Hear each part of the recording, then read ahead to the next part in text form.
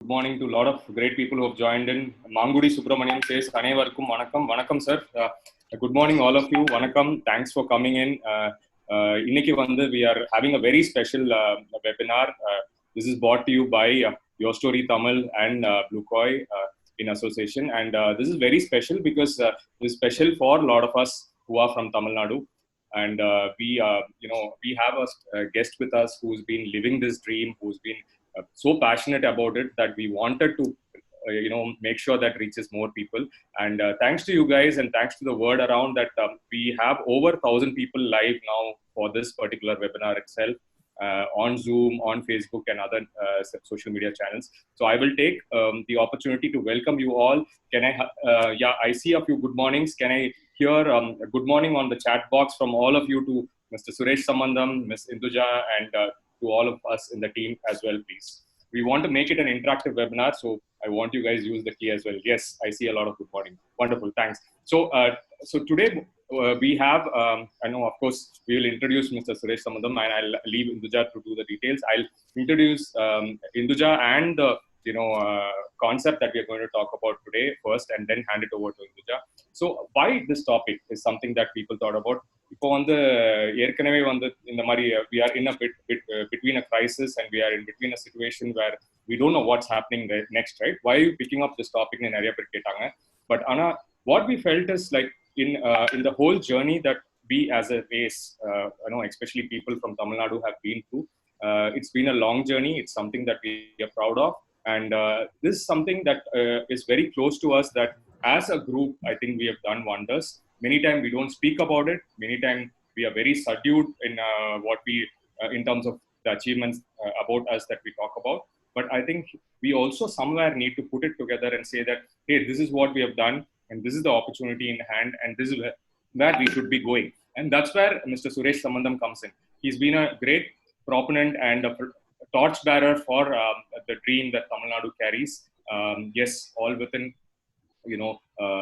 being passionate about the state itself. He's been, if you have been, I think most of you have been following Mr. Suresh's posts on social media, and his posts are very analytical, articulate, and backed by data and facts. And we thought that we want to kind of reach out to all of you and explain what's there behind the Tamil Nadu trillion-dollar dream that he speaks about, and that's the reason why we are here today. I think we as a diaspora, Tamilians, if we can call it itself, have been hugely successful, not just in Tamil Nadu, but across different parts of the world. There's a beautiful slide that he is going to put up as well with all the brands that are from Tamil Nadu. So I think entrepreneurship, administration and governance have been like wonderful in Tamil Nadu compared to other states. And that's something sometimes we have not patted our back and said, hey, we are doing good. And we've also not patted our back to say that, hey, we can also reach much, higher if we can aim higher. That's what Suresh is doing, and he's put up a huge dream for all of us from Tamil Nadu, which is the $1 trillion dream.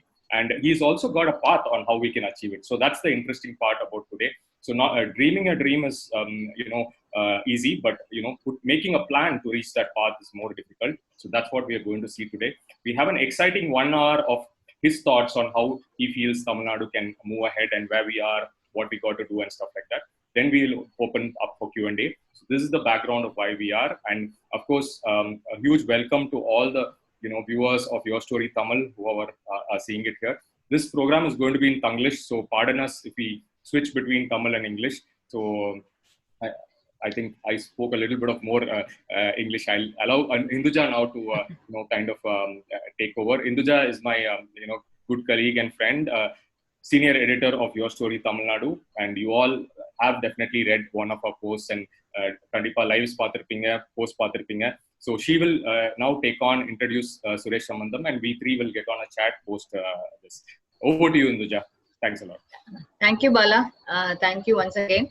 So எல்லாருக்கும் முதல்ல என்னுடைய வணக்கம்.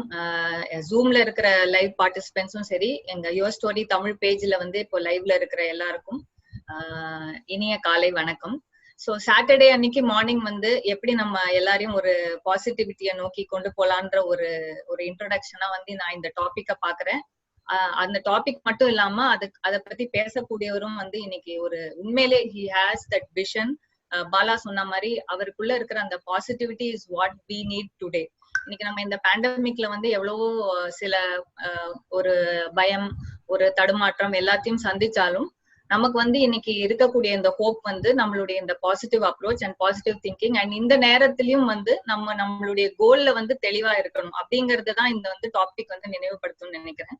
So topic உள்ள போறதுக்கு முன்னாடி let me introduce Suresh சம்பந்தம்.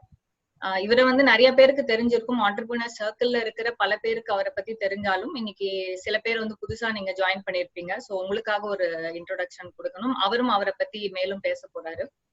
சுரேஷ் வந்து தமிழ்நாட்டுல வந்து கடலூர்ன்ற ஒரு டயர் 3 சிட்டில இருந்து வந்திருக்காரு. அவர் வந்து ஃபார்மல் எஜுகேஷனா 12th வரைக்கும் தான் படிச்சிருக்காரு. நேரடியா காலேஜ் போகாம தன்னுடைய கல்லூரி படிப்பை முடிச்சவர். அவருக்கு 19 இயர்ஸ்லயே தன்னுடைய கனவு அடையறதுக்கு வந்து ஆண்டர்பிரினர்ஷிப் தான் அப்படின்ற ஒரு தெளிவான சிந்தனையோட அந்த வயசுலயே வந்து தொழில் முனைவுல இறங்கியிருக்காரு. கிஸ் ஃப்ளோ அப்படின்ற சாஃப்ட்வேர் கம்பெனியை வந்து ஹி ஸ்டார்டட். இன்னைக்கும் அவர் CEO and founder of Kissflow and various other companies இருக்காரு. ஸோ கிஸ் ஃப்ளோ இன்னைக்கு வந்து கிட்டத்தட்ட 1000 கோடி ரூபாய்க்கு வேல்யூ பண்ணப்பட்டு கிட்டத்தட்ட 160 கண்ட்ரில வந்து இவங்களுடைய கிளைண்ட்ஸ் இருக்காங்க இந்த சாஃப்ட்வேர் ஸ்பேஸ்ல. ஸோ மேலும் அதுல வந்து பல செக்மெண்ட்ஸ் இருக்கு. அதை பத்தி அவரே விரிவா சொல்லுவாரு. அது மட்டும் இல்லாம 2018ல சிஏ வந்து இவருக்கு தி பெஸ்ட் ஆண்டர்பிரினர் அவார்டு கொடுத்திருக்காங்க. இவரை பத்தி பல புத்தகங்கள்ல வந்து குறிப்பிடப்பட்டிருக்கு. He is also a technocrat. இவரிடம் வந்து கிட்டத்தட்ட ஒரு 3 US பேட்டன்ஸ் இருக்கு. சோ இந்த மாதிரி பல பன்முகம் கொண்டிருந்தாலும் ஒரு தொழில் முனைவரா இருந்தா கூட இவருடைய விஷன் வந்து அவருடைய கம்பெனியை தாண்டி இருக்கிறது தான் இவருடைய சிறப்புன்னு நான் சொல்லுவேன். ஏன்னா இவர் வந்து தன்னுடைய பிசினஸ் அது மட்டும் தான் அப்படின்னு போகாம ஒரு ஸ்டேட்டுக்கு, ஒரு கண்ட்ரிக்கு அதன் மூலமான என்ன கான்ட்ரிபியூஷன் இருக்கு அப்படின்றத வந்து திங்க் பண்ணக்கூடிய ஒரு கோல் செட்டிங் பர்சனா தான் நான் சுரேஷ் எப்பவுமே பார்த்திருக்கேன். சோ அதோடைய ஒரு நீட்சியா தான் நம்ம வந்து இன்னைக்கு இந்த ப்ரோக்ராம்ல வந்து தமிழ்நாடு வந்து எப்படி கொண்டு போறோம் இந்த $1 trillion ட்ரீம் நோக்கின்றத பத்தி பேச போறோம். அதுக்கு முன்னாடி சுரேஷ் வந்து அவருடைய தொடக்க காலம் எப்படி இருந்துச்சு அதை பத்தி நம்மளோட ஷேர் பண்ணணும்னு நான் நினைக்கிறேன். சோ வணக்கம் சுரேஷ். சோ நீங்க வந்து நான் சொன்ன மாதிரி ஒரு கடலூர் அப்படின்ற ஊர்ல இருந்து வந்திருக்கீங்க. எல்லாருக்கும் தெரிஞ்ச ஊர் தான் இன்னைக்கு. இருந்தாலும் வந்து அந்த நீங்க வந்த குறிப்பிட்ட காலத்துல வந்து எப்படி இருந்துச்சு, உங்களுக்கு எப்படியான சேலஞ்சஸ் இருந்தது, எப்படி நீங்க வந்து இந்த தொழில் முனைவர் ஆகணும்ன்ற கனவு உங்களுக்குள்ள வந்தது? ஓகே, அனைவருக்கும் இனிய காலை வணக்கம். நன்றி பாலா, நன்றி இந்துஜா. நீங்க சொன்ன மாதிரி இந்த டாபிக் வந்து இப்ப நிறைய நெகட்டிவிசம் நம்மள சுத்தி போயிட்டு இருக்கு. அது கரெக்டான டாபிக் மாதிரி எனக்கு தோணுச்சு. நீங்க வந்து கேட்கும் பொழுது நானும் உடனடியா ஆமான்னு சொல்லிட்டேன். ஏன்னா ஒரு சேஞ்ச் ஆஃப் மைண்ட் தேவைப்படுது இந்த நெகட்டிவிசம்ல இருந்து. ஸோ அதுக்கு வந்து இது ஒரு பெரிய பாசிட்டிவ் பூஸ்டா இருக்கும் அப்படின்னு நினைக்கிறோம். முழுக்க ஒரு பாசிட்டிவ் விஷயங்களை மாத்திரமே இதுல நம்ம கவர் பண்ண போறோம். அதுவே எனக்கு சந்தோஷமா இருக்கு. நான் வந்து 1990ல வந்து 12th முடிச்சேன். அப்போ வந்து ஒரு கிட்டத்தட்ட நடுத்தர வர்க்கத்துல இருந்து வரக்கூடிய குடும்பத்துல இருந்து வந்தவன். ரொம்ப ஏழை அப்படிலாம் சொல்ல முடியாது. அப்பா ஓரளவுக்கு வெல் ஆஃப்ல தான் இருந்தாங்க. பட் ஃபேமிலி சுச்சுவேஷன்ஸ்னால வந்து காலேஜுக்கு போக முடியாத ஒரு சூழ்நிலை ஏற்பட்டுச்சு. கொஞ்சம் பிசினஸ் எல்லாம் பார்க்க வேண்டி இருந்துச்சு. அப்போ வந்து என்ன சொல்றது, ஹீரோ மாதிரி நான் பிசினஸ் பாத்துக்கிறேன் அப்படின்ற மாதிரி இறங்கிட்டேன் அதுல. பட் ஆனா அப்போ வந்து அதனுடைய இது தெரியல. பட் ஒரு கிட்டத்தட்ட ஒரு 19 இயர்ஸ் அப்போ அது ஆரம்பிச்சோம். ஆனா ஓரளவுக்கு சக்சஸ்ஃபுல்லா பண்ண முடிஞ்சிச்சு. கடலூர்ல வந்து இது எங்க அப்பாவோட பிசினஸ் பார்த்துட்டு இருக்கும் பொழுது ஈவினிங்ல வந்து டைப்ரைட்டிங் படிக்கலாம் அப்படின்னு சொல்லிட்டு ஃப்ரெண்ட்ஸ் எல்லாம் சேர்ந்து டைப்ரைட்டிங் கிளாஸ் போனோம். இப்போ நம்ம வந்து பாத்தீங்கன்னா இப்போ சென்னையில எல்லாம் காஃபி டே அந்த மாதிரி எல்லாம் இருக்கு. அங்கதான் வந்து you get to meet men and women get to meet, right? That's a hangout place. அந்த மாதிரி அந்த காலத்துல ஹேங் அவுட் பிளேஸ்னா டைப்ரைட்டிங் இன்ஸ்டிடியூட் தான் ஆக்சுவலா பாத்தீங்கன்னா. ஸோ அந்த ஒரு இதுல வந்து எல்லாரும் சரி போலாம் ஜாலியா டைப்ரைட்டிங் போய் படிக்கலாம் அப்படின்னு சொல்லிட்டு அங்க போனோம். போன இடத்துல வந்து அந்த நிறுவனர் வந்து வேல்முருகன் இன்ஸ்டிடியூட்னு பேரு, இன்னும் இருக்கு கடலூர்ல. ஆக்சுவலா கோயின்சிடென்ட்லி அவரோட பையன் இன்னைக்கு என்னோட கம்பெனில வேலை பண்ணிட்டு இருக்காரு. அவரு வந்து நான் ஃபர்ஸ்ட் அங்கதான் டைப்பிங் கத்துக்க ஆரம்பிச்சேன். அங்க வந்து ஒரு கம்ப்யூட்டர் ஃபர்ஸ்ட் வாங்குறாரு கடலூர்ல ஃபர்ஸ்ட் கம்ப்யூட்டர்னு நினைக்கிறேன். அது வாங்கிட்டு இந்த மாதிரி அவர் எங்கள்கிட்ட பிச் பண்றாரு. இந்த மாதிரி வந்து டைப்ரைட்டிங் 30 ரூபா, இது வந்து கம்ப்யூட்டருக்கு வந்து 50 ரூபா. ஸோ நீங்க இன்னொரு எல்லாரும் சேர்ந்து படிங்கப்பா அப்படின்னு சொல்றாரு. அப்போ எங்க ஃப்ரெண்ட்ஸ் எல்லாம் நாங்க என்ன டிசைட் பண்றோம்னா, 30 ரூபா கொடுத்தா 1 மணி நேரம் தான் இருக்கலாம், 50 ரூபா இன்னொரு 50 ரூபா கொடுத்தா 2 மணி நேரம் டைப்ரைட் சென்டர்ல இருக்கலாம், இல்லைன்னா சென்டர் விட்டு வெளில போகணும். So you can just sort of hang on for some more time அப்படிங்கிற ஒரு என்ன சொல்றது டாக்டிக்கல் மூட்ல தான் அது எல்லாரும் போய் திருப்பியும் சரி எல்லாம் கம்ப்யூட்டர் படிக்கலாம் அப்படின்னு சேர்ந்தோம். பட் அதுல வந்து எனக்கு வந்து ஒரு பெரிய திருப்பு முனையா இருந்துச்சு. நான் ஃபர்ஸ்ட் பேசிக் படிச்சேன். பேசிக் படிக்கும் பொழுது எனக்கு அவ்வளவா புரியும். எல்லாரும் போல நானும் படிச்சேன். ஓரளவுக்கு முடிச்சுட்டு அடுத்து வந்து டிபேஸ்னு ஒரு ப்ரோக்ராம் ஒரு இருந்துச்சு. அப்போ வந்து டிபேஸ் படிக்க ஆரம்பிச்சேன். டிபேஸ் படிக்க ஆரம்பிக்கும் பொழுதுதான் it became a turning point for me. DBase படிக்கும் பொழுது I started connecting what database, அதுதான் ஃபர்ஸ்ட் டேட்டாபேஸ் ப்ரோக்ராம். பேசிக் வந்து வெறும் ப்ரோக்ராமிங் லாங்குவேஜ்னால if condition, for loop, printing அது இதுன்னு சொல்றாங்க. இதெல்லாம் வச்சுட்டு என்ன பண்றது, ஏன் அதெல்லாம் சொல்லிட்டு இருக்காங்கன்னு எனக்கு ஒன்றும் புரியல. பட் செகண்ட் ப்ரோக்ராம் டேட்டாபேஸ் படிக்கும்போது தான் டேட்டா ஸ்டோர் பண்ண முடியும், ரிட்ரீவ் பண்ண முடியும், அதை ப்ராசஸ் பண்ண முடியும், வேற மாதிரி மாற்ற முடியும் அப்படிங்கிற அந்த அந்த நாலேஜ் அப்பதான் வருது. வரும்பொழுது I am able to connect it with what businesses can do with this, right? So அப்போதான் வந்து I start feeling man this is something phenomenal, right? அப்போ வந்து நானா வந்து படிக்க ஆரம்பிக்கிறேன். அப்போ வந்து என் ஃப்ரெண்ட்ஸ் எல்லாம் வந்து சாயந்தரம் 5-6 மணிக்கு கம்ப்யூட்டர் சென்டர் போவாங்க, ஏன்னா அப்பதான் எல்லாரும் பிள்ளைங்கலாம் வருவாங்க. பட் நான் மாத்திரம் மதியானம் 2 மணிக்கே போயிடுவேன். 2 மணிக்கு மொட்டை வெயில்ல அங்க யாருமே இருக்க மாட்டாங்க, நான் மாத்திரம் போயிட்டு கம்ப்யூட்டர் ஒர்க் பண்ணிருப்பேன். ஏன்னா யாருமே இருக்க மாட்டாங்க. I get full time with computer because we go in the evening 5 மணி 6 மணிக்கு ஒரே கம்ப்யூட்டர்ல 6-7 பேர் ஷேர் பண்ணும். ஆளுக்கு ஒரு 10 நிமிஷம் கிடைக்கும்னு வச்சுக்கோங்களேன். கம்ப்யூட்டர் டைமே கிடைக்காது. ஸோ அப்போ வந்து it just started learning a lot. அதுக்கப்புறம் தான் தெரிஞ்சிச்சு this is going to be my future அப்படின்னு சொல்லிட்டு. இந்த விஷயத்துல என்ன சொல்லணும்னு நினைக்கிறேன்னா, கடலூர் வந்து ஒரு கம்ப்யூட்டர் புக்ஸ் கூட வாங்க முடியாது. கடலூர் ஒரு ப்ராப்பர் புக் ஸ்டோர் கூட கிடையாது. நியரஸ்ட் புக் ஸ்டோர் வந்து பாண்டிச்சேரியில ஹிக்கின் போத்தம்ஸ் இருந்துச்சு. அந்த நேரு வீதி கார்னர்ல இருக்கும் ஆக்சுவலா. அங்க போனீங்கன்னா கம்ப்யூட்டர் புக்ஸ் எல்லாம் வந்து அமெரிக்கன் டாலர்ஸ்ல இருக்கும். ஏன்னா இந்தியன் கம்ப்யூட்டர் புக்ஸே இப்ப வரல. $40 அப்படின்னு சொல்லுவான். $40ன்னா அப்போ 40 ரூபா மல்டிப்ளை பண்ணா 1600 ரூபா. அவன் கால்குலேட் எடுத்து அன்னைக்கு டேட்டுக்கு மல்டிப்ளை பண்ணி சொல்லுவான். ஸோ நான் 1600 ரூபா கொடுத்து அன்னைக்கு புக் வாங்கி டிபேஸ் 4 புக்குன்னு நினைக்கிறேன். அது இன்னும் ஞாபகம் இருக்கு எனக்கு. என்கிட்ட இன்னும் வச்சிருக்கேன் அந்த புக்கு. அடுத்த வருஷம் எல்லாம் படிக்க ஆரம்பிக்கிறேன். ஸோ அந்த மாதிரி சூழ்நிலையில I have made tremendous investment thinking that computer is going to be the future for me அப்படின்னு சொல்லிட்டு. ஏன்னா 90s 1500 ரூபா, 2000 ரூபா, 700 ரூபா கொடுத்து புக் வாங்குறதுங்கிறது is not a big deal. It's not a easy thing, right? Because இன்னைக்கு ஸ்டூடெண்ட்ஸ் வந்து 500 ரூபா கொடுத்து எக்ஸ்ட்ராவா புக் வாங்கி படிக்கிறாங்களா அப்படிங்கறதே கொஸ்டின். இன்னைய டேட்டுக்கு 500 ரூபா வந்து பெரிய விஷயமா இருக்கு. அதை கொடுத்து புக் வாங்கி படிக்கிறாங்களா அப்படிங்கிறது எனக்கு தெரியல. 1990ல 1000 ரூபா அளவுக்கு 1000 ரூபா 1500 ரூபாய்க்குள்ள புக் வாங்கி படிச்சிருக்கேன். ஸோ அதெல்லாம் வந்து எனக்கு அன்னைக்கு வாங்கின 1000 ரூபா தான் இன்னைக்கு அந்த 1000 கோடின்னு சொல்லலாம், right? So that's what really made me as a person, but I never knew that I'm going to make money or anything like that. I just did it only because I was super passionate about programming and computers. அந்த ஒரே ஒரு reason தான், fashion மாத்திரம் தான் இருந்துச்சே தவிர இதனால பணம் வரும், இதனால பெரிய ஆளா ஆகலாம் அப்படின்ட்டுலாம் ஒரு பர்சன்ட் கூட எனக்கு ஐடியாவே இல்லை ஆக்சுவலா, ஹானஸ்டா சொல்றதா இருந்தா. ஸோ இதுதான் என்னோட ஆரம்ப கால சூழ்நிலை. அதுக்கப்புறம் கடலூர்ல இருந்து பெரிய லெவல்ல பண்ண முடியாதுன்னு ஒரு தெளிவு வந்துச்சு. அதனால அப்புறம் கடலூர்ல இருந்து கிளம்பி பெங்களூர் போயிட்டேன். பெங்களூர் போயிட்டு அங்க ஃபர்ஸ்ட் ஹெச்பின்னு ஒரு பெரிய கம்பெனில வேலை கிடைச்சிச்சு. அங்க ஒரு 4 வருஷம் ஒர்க் பண்ணேன். அதுக்கப்புறம் திருப்பி சென்னைக்கு வந்தேன். சென்னையில வந்து அகைன் ஒரு அமெரிக்கன் கம்பெனில ஒரு 4 வருஷம் ஒர்க் பண்ணேன். ஸோ 8 இயர்ஸ் எக்ஸ்பீரியன்ஸ் இருந்துச்சு. அப்பதான் என்னோட செகண்ட் கம்பெனி ஸ்டார்ட் பண்ணேன். அப்ப இது வந்து now it's become Kissflow. So that's really how I started out in Kadalur and where I am today. That's nice. கொஞ்சம் வால்யூம் லவுடா இருந்தா பெட்டரா இருக்கும். I think some of the participants are asking and கொஞ்சம் இங்கிலீஷ்லயும் பேசுங்கன்னு கேக்குறாங்க சில பேரு. So moving on. So why Kissflow? சரி, நீங்க வந்து உங்களுடைய கம்ப்யூட்டர் பேஷன் பத்தி you were mentioning in the early days. Kissflow எப்படி வந்து how did it came to happen? எப்படி Kissflowன்ற ஐடியா வந்தது? And like you said சென்னையில வந்து ஸ்டார்ட் பண்ணனும் அப்படின்ற அந்த ஐடியா என்ன வந்தது? Can you talk more on that? Yeah. So Kissflow என்றது ஒரு it's called a digital workplace. It's a platform. We have customers in 160 countries, more than 10,000 companies, not users. We have more than 1 million users, but close to 10,000 companies are using it worldwide. The genesis வந்து பாத்தீங்கன்னா we always wanted to build a big company in Tamil Nadu, which is we are proud about it, right? We were talking about Google and Microsoft.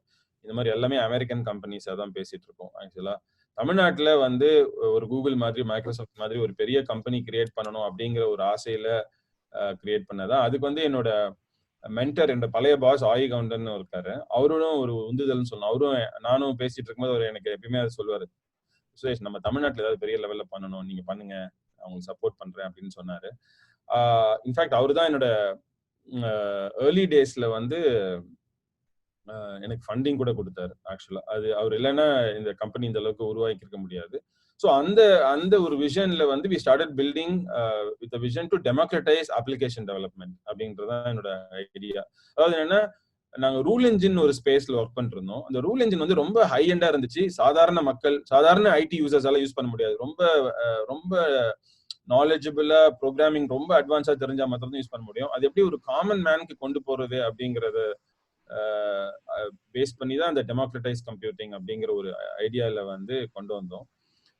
அது வந்து ஒரு first ஒரு 8 years போல ரொம்ப கஷ்டமா இருந்துச்சு. ஏன்னா எங்களுக்கு ஒன்றும் புரியல. எனக்கு சாஃப்ட்வேர்ல ஒரு புது கேட்டகரி கிரியேட் பண்றது அப்படிங்கிறது ஒரு ஈஸியான ஒரு விஷயமா இல்லை.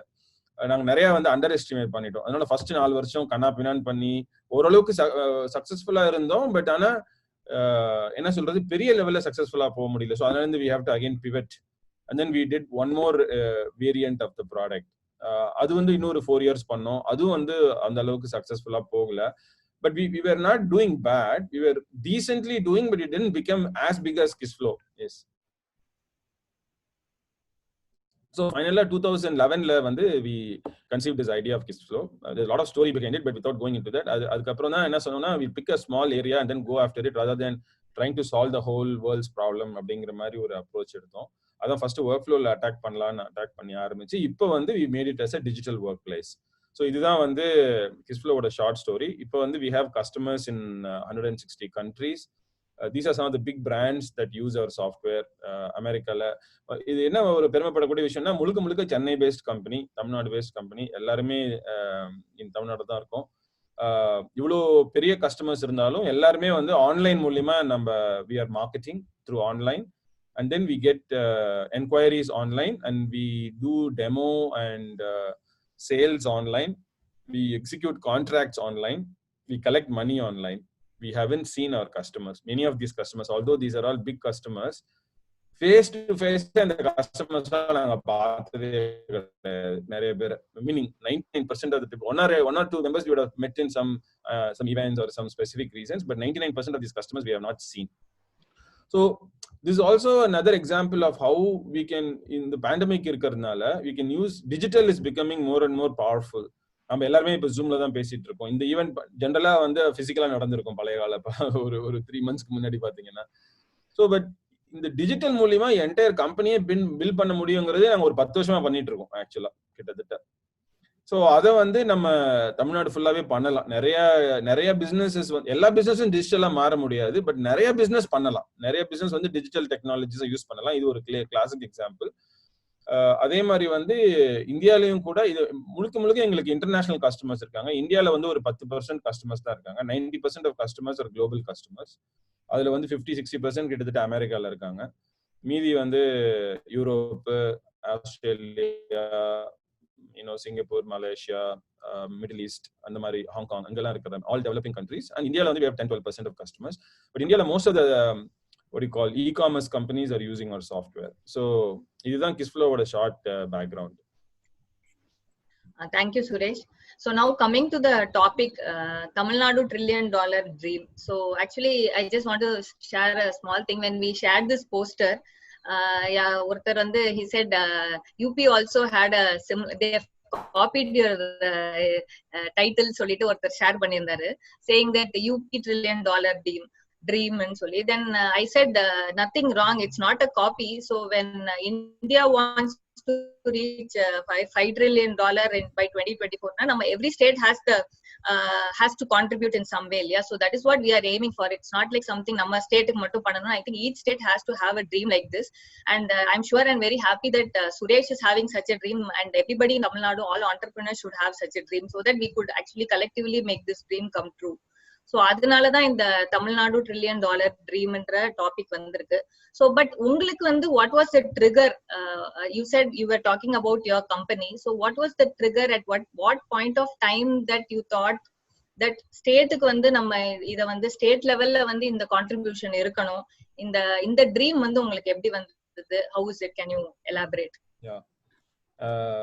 நீங்க யூபி பத்தி சொன்னீங்க.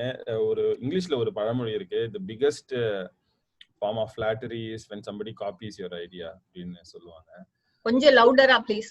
Your voice is slightly feeble. Yeah. Bala உங்களுக்கு கேக்குதா? கேக்குதுங்க. இப்போ பெட்டர். So இல்ல இங்கிலீஷ்ல வந்து ஒரு சேயிங் இருக்கு, the biggest form of flattery is when somebody copies your idea ன்னு சொல்லிட்டு. But I'm very very happy that other states can take care of copy this idea and build a $1 trillion state. See, நம்ம என்ன miss பண்றோம் அப்படின்னு கேட்டீங்கன்னா, இந்தியாவை முன்னேற்றணும்னா மொத்த இந்தியாவை முன்னேற்றத்துக்கு ஒரு மாடல் வந்து ரொம்ப ரொம்ப கடினமான மாடல். அது ரொம்ப கஷ்டம். அதான் நம்ம வந்து பொலிட்டீஷியன்ஸ் வந்து கொஞ்சம் விவரம் தெரியாம இந்தியாவையே முன்னேற்றிருக்கலாம் அப்படின்னு ட்ரை பண்ணிட்டு இருக்காங்க. பட் அது வந்து ஒரு ஃபண்டமெண்டல் ஃபிளான்னு நான் யோசிக்கிறேன். ஏன் அப்படி சொல்றேன்னா, இந்தியாங்கிறது கிட்டத்தட்ட ஒரு 30 குட்டி கண்ட்ரி சேர்ந்த மாதிரியான ஒரு கண்ட்ரி. ஒவ்வொரு ஸ்டேட்லயும் உடை, உணவு, பழக்க வழக்கங்கள், கலாச்சாரம், food, language, dress, tradition, culture, everything is different and the problems are also different. ஒரே ஒரு சின்ன எக்ஸாம்பிள் சொல்றேன். உத்தரப்பிரதேஷ்ல பாத்தீங்கன்னா தண்ணி அதிகமா வர்றதுனால மக்கள் செத்து போயிடுறாங்க. ஏன்னா விண்டர்ல வந்து அங்க கங்கையில வெள்ளம் கரை புரண்டு ஓடு, மக்கள் அடிச்சு காலி பண்ணிடுது. தமிழ்நாட்டுல நமக்கு வந்து தண்ணி கம்மியா இருக்கிறதுனால நமக்கு கஷ்டமா இருக்கு. So the problems are very different. பீகார்ல வந்து நிறைய நேச்சுரல் ரிசோர்சஸ், மினரல்ஸ் எல்லாம் இருக்கு. தமிழ்நாட்டுல நேச்சுரல் ரிசோர்சஸ், மினரல்ஸ் அவ்வளவா கிடையாது. தமிழ்நாட்டுல வந்து ஐடி அண்ட் எஜுகேஷன் இன்ஸ்டிடியூஷன்ஸ் நிறைய இருக்கு, அந்த அளவுக்கு பீகார்ல இல்ல. சோ ஒவ்வொரு ஸ்டேட்லயும் வேற வேற ப்ராப்ளம்ஸ் இருக்கு. ஒரிசா எடுத்தீங்கன்னா வேற ப்ராப்ளம், ராஜஸ்தான்ல எடுத்தீங்கன்னா வேற ப்ராப்ளம், குஜராத்ல எடுத்தீங்கன்னா வேற problem. So how do you come up with a program that solves all these problems at a national level? Because it will be conflicting. If you try to build a lot of educational institutions across India, Tamil Nadu already has a lot of educational institutions. You don't need it, but maybe another state might need it. So the best way to develop India is to develop the individual states, and as a collective we will become a very powerful country. அந்த ஒரு clarity எனக்கு வந்ததுனாலதான் நான் தமிழ்நாடை focus பண்றேன். இதனால India மேல வந்து எந்த விதமான எனக்கு இந்தியா பிடிக்காது அப்படிலாம் யாராவது தப்பா நினைச்சிடாதீங்க. I like India as much as you like.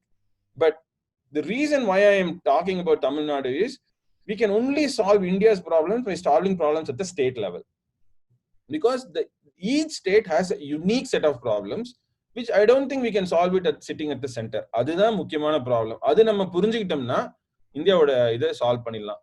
So நீங்க இந்துஜா கேட்ட கேள்விக்கு எங்க வரேன் அப்படின்னு கேட்டீங்கன்னா, நான் வந்து ஒரு 5 years முன்னாடி இந்த ட்ரீம் கிட்டத்தட்ட ஆரம்பிச்சது. 5 சொல்ல முடியாது, மேபி 3 to 4 years அப்படின்னு சொல்லலாம். அப்போ வந்து ஓரளவுக்கு கம்பெனி சக்சஸ்ஃபுல் ஆயிடுச்சு. எனக்கு வந்து நியூஸ் இல்ல மீடியா எல்லாம் பார்த்தோன்னா எப்பயுமே நம்மளை சுத்தி நெகட்டிவ் நியூஸ் தான் போயிட்டு இருக்கு.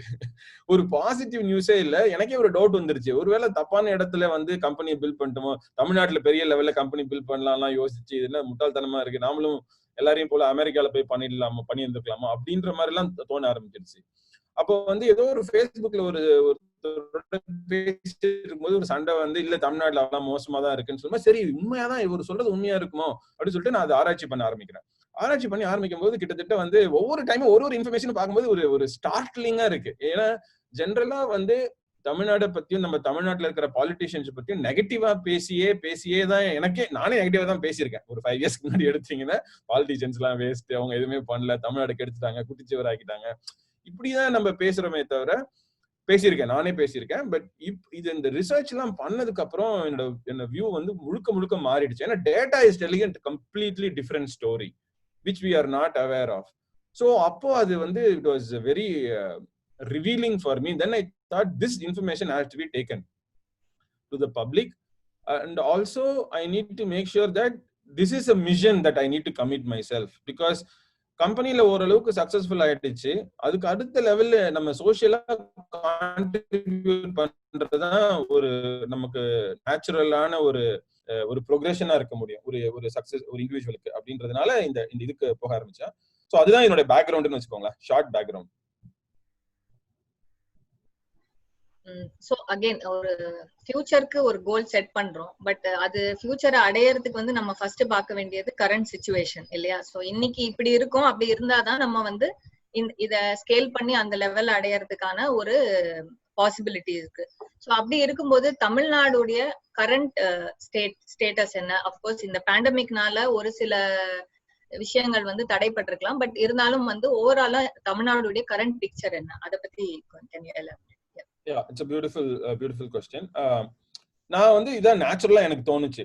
சோ இந்த क्वेश्चन மனசுல தோணுன உடனே சரி தமிழ்நாட்டோட கரண்ட் ஸ்டேட்டஸ் என்னன்னு தெரியாம ஃபியூச்சரை பத்தி எப்படி யோசிக்க முடியும், அது வந்து சரியா இருக்காது இல்லீங்களா?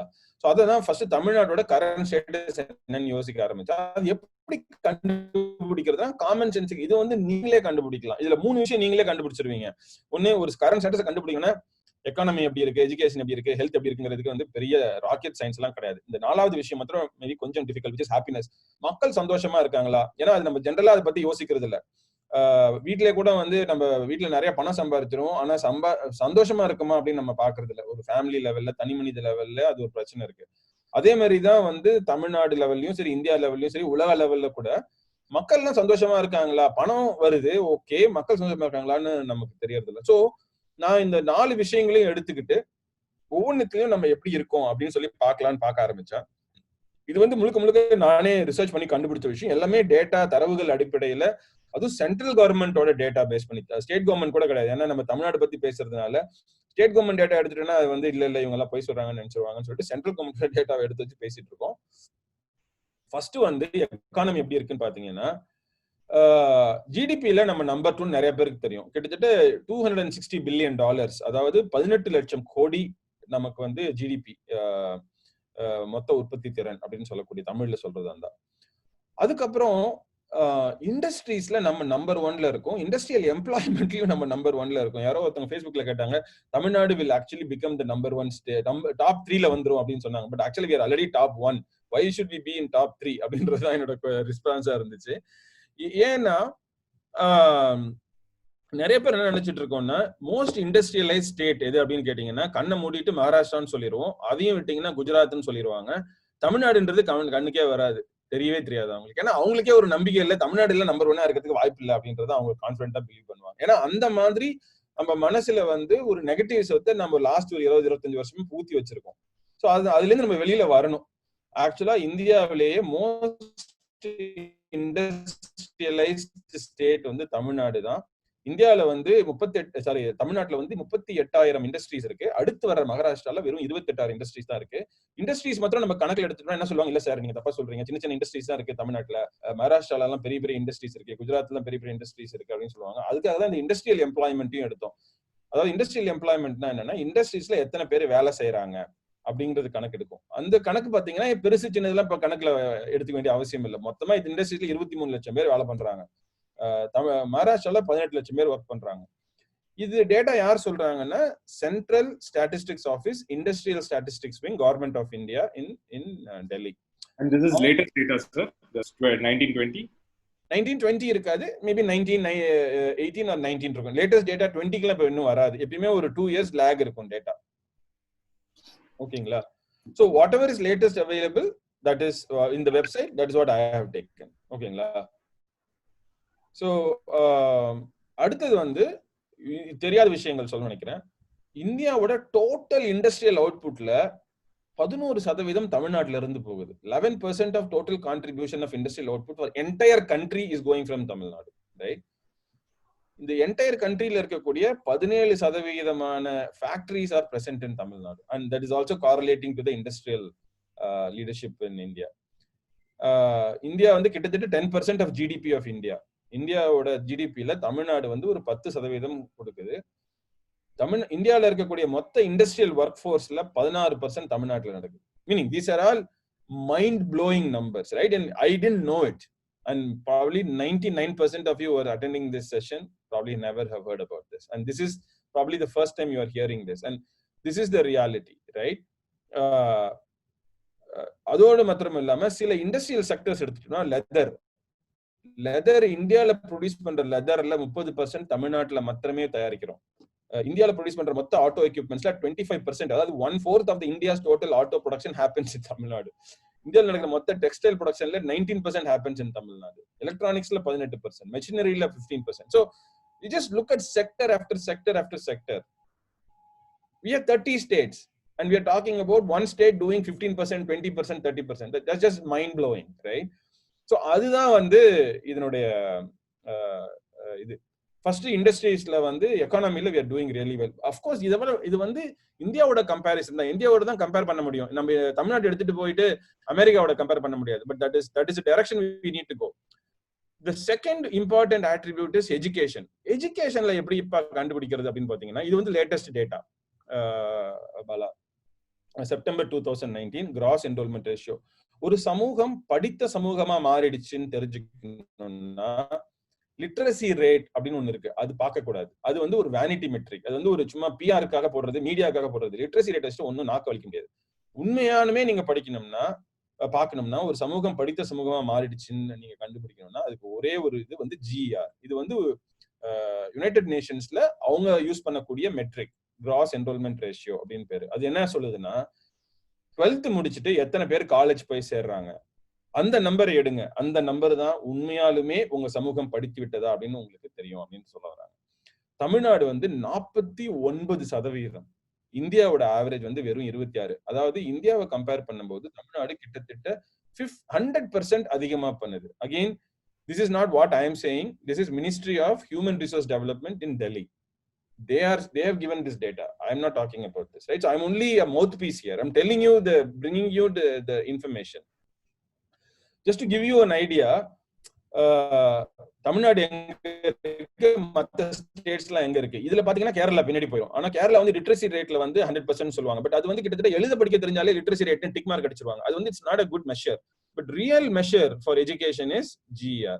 So Tamil Nadu 49, Kerala 37, Telangana and meaning பக்கத்து மாநிலம் கர்நாடகால 28, குஜராத்ல 20ல இருக்கு. Actually they have a lot more work to do actually. But ஆனா மீடியாலயும் பிஆர்லயும் நமக்கு ஆப்போசிட்டான வியூ தான் கொடுக்குறாங்களே தவிர இந்த உண்மையான வியூ நமக்கு கொடுக்கறது இல்லை. ஆக்சுவலா அதுக்குண்டான உங்களுக்கு அந்த சோர்ஸ்க்குண்டான லிங்க்கும் கொடுத்துருக்கேன். ஸோ இந்த GERன்றது நம்ம அதர் கண்ட்ரிஸோட கூட கம்பேர் பண்ணலாம். நீங்க என்ன நினைச்சீங்க 49 கொஞ்சம் கம்மியா இருக்கா சார், ஏன் 80, 90 வந்தா என்ன அப்படின்னு யோசிக்க கூடாது. அதுக்காக தான் இந்த ஸ்லைடு போட்டேன். 49 is a very very big number, right? Because சைனாவே 43 தான். When compared to China, Tamil Nadu is doing 49. Malaysia is 45, Bahrain is 47, Kuwait is doing better, 55. So just to give you some idea, of course America is doing a lot better than this, and probably London and European countries are doing a little bit better than this, right? So they are like 70, 80 range. We need to get there. But this is just gives you a perspective of where we stand in education, and we are really doing very well in education. இதுக்கு முக்கியமான காரணம் என்ன அப்படின்னு கேட்டீங்கன்னா, தமிழ்நாட்டுல மாத்திரமே நம்ம gender டிஸ்கிரிமினேஷனே கிடையாது. அதாவது என்ன சொல்ல வரோம்னா, அந்த 49% ஈக்குவலா மேலும் ஈக்குவலா ஃபீமேலும் பண்ணிருக்கோம். அதுதான் பியூட்டி. இப்ப மத்த ஸ்டேட்ஸும் தமிழ்நாடு அளவுக்கு வரணும்னா அவங்க ஒண்ணுதான் பண்ணணும், ஃபீமேல் GER ஃபார் ஹையர் எஜுகேஷனை இன்க்ரீஸ் பண்ணணும். வேற எதுவுமே பண்ண தேவையில்ல. அவங்க என்ன பண்றாங்கன்னா 12th ஸ்டாண்டர்ட் முடிச்சுட்டு பொம்பளை பிள்ளைங்களை கல்யாணம் பண்ணி கொடுத்துடுறாங்க. நம்ம ஊர்ல 12th ஸ்டாண்டர்ட் முடிச்சுட்டு all girl child are forced to go to higher education. நம்ம வந்து உடனே கல்யாணம் பண்ணி கொடுக்கறத பத்தி இப்ப யோசிக்கிறதே இல்லை. ஏன்னா நம்ம வந்து அடுத்த லெவலுக்கு வளர்ந்த சமூகமா மாறிட்டோம். தமிழ்நாட்டுல, ராஜஸ்தான்லயும், குஜராத்லயும், மத்திய பிரதேஷ்லயும் அங்கெல்லாம் பாத்தீங்கன்னா people are still stuck in the old male dominated society where women are serving subservient to the human men. தமிழ்நாட்டிலே அது புதுசா மாறிடுச்சுன்னு நான் சொல்ல வரல. பட் ஆனா எஜுகேஷனை பொறுத்த வரைக்கும் number is clearly telling that we have equality for male and female, and that is the magic wand here. இதுக்கு என்ன காரணம்னா, நாம தமிழ்நாட்டுல வந்து வருஷல சில விஷயங்கள் பண்ணியிருக்கோம். உதாரணத்துக்கு ஸ்டேட்டஸ் ஆஃப் உமனை கம்ப்ளீட்டா சேஞ்ச் பண்ணியிருக்கோம், ரைட்? உதாரணத்துக்கு தமிழ்நாட்டோட ஹிஸ்டரி எடுத்தீங்கன்னா, அதாவது 1921 சென்சஸ் படி கிட்டத்தட்ட 26 லட்சம் பேர் வந்து விடோஸா இருந்திருக்காங்க. பட் இது கம்ப்ளீட்டா இது child widows. I am talking about lot of people in child. அதோட மட்டும் இல்லாம தமிழ்நாட்டுல வந்து we have done a lot of women empowerment programs. I'm just giving you a sample of the laws that has been created in Tamil Nadu to empower women, and this is probably a lesson that we need to take it to rest of the states and make sure that women are empowered.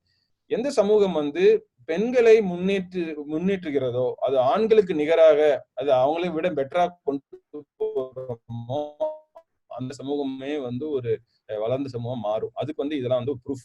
இப்போ மூணாவது point, first நம்ம education economy பார்த்தோம், second education பார்த்தோம், மூணாவது வந்து health care பார்க்குறோம், சுகாதாரம்.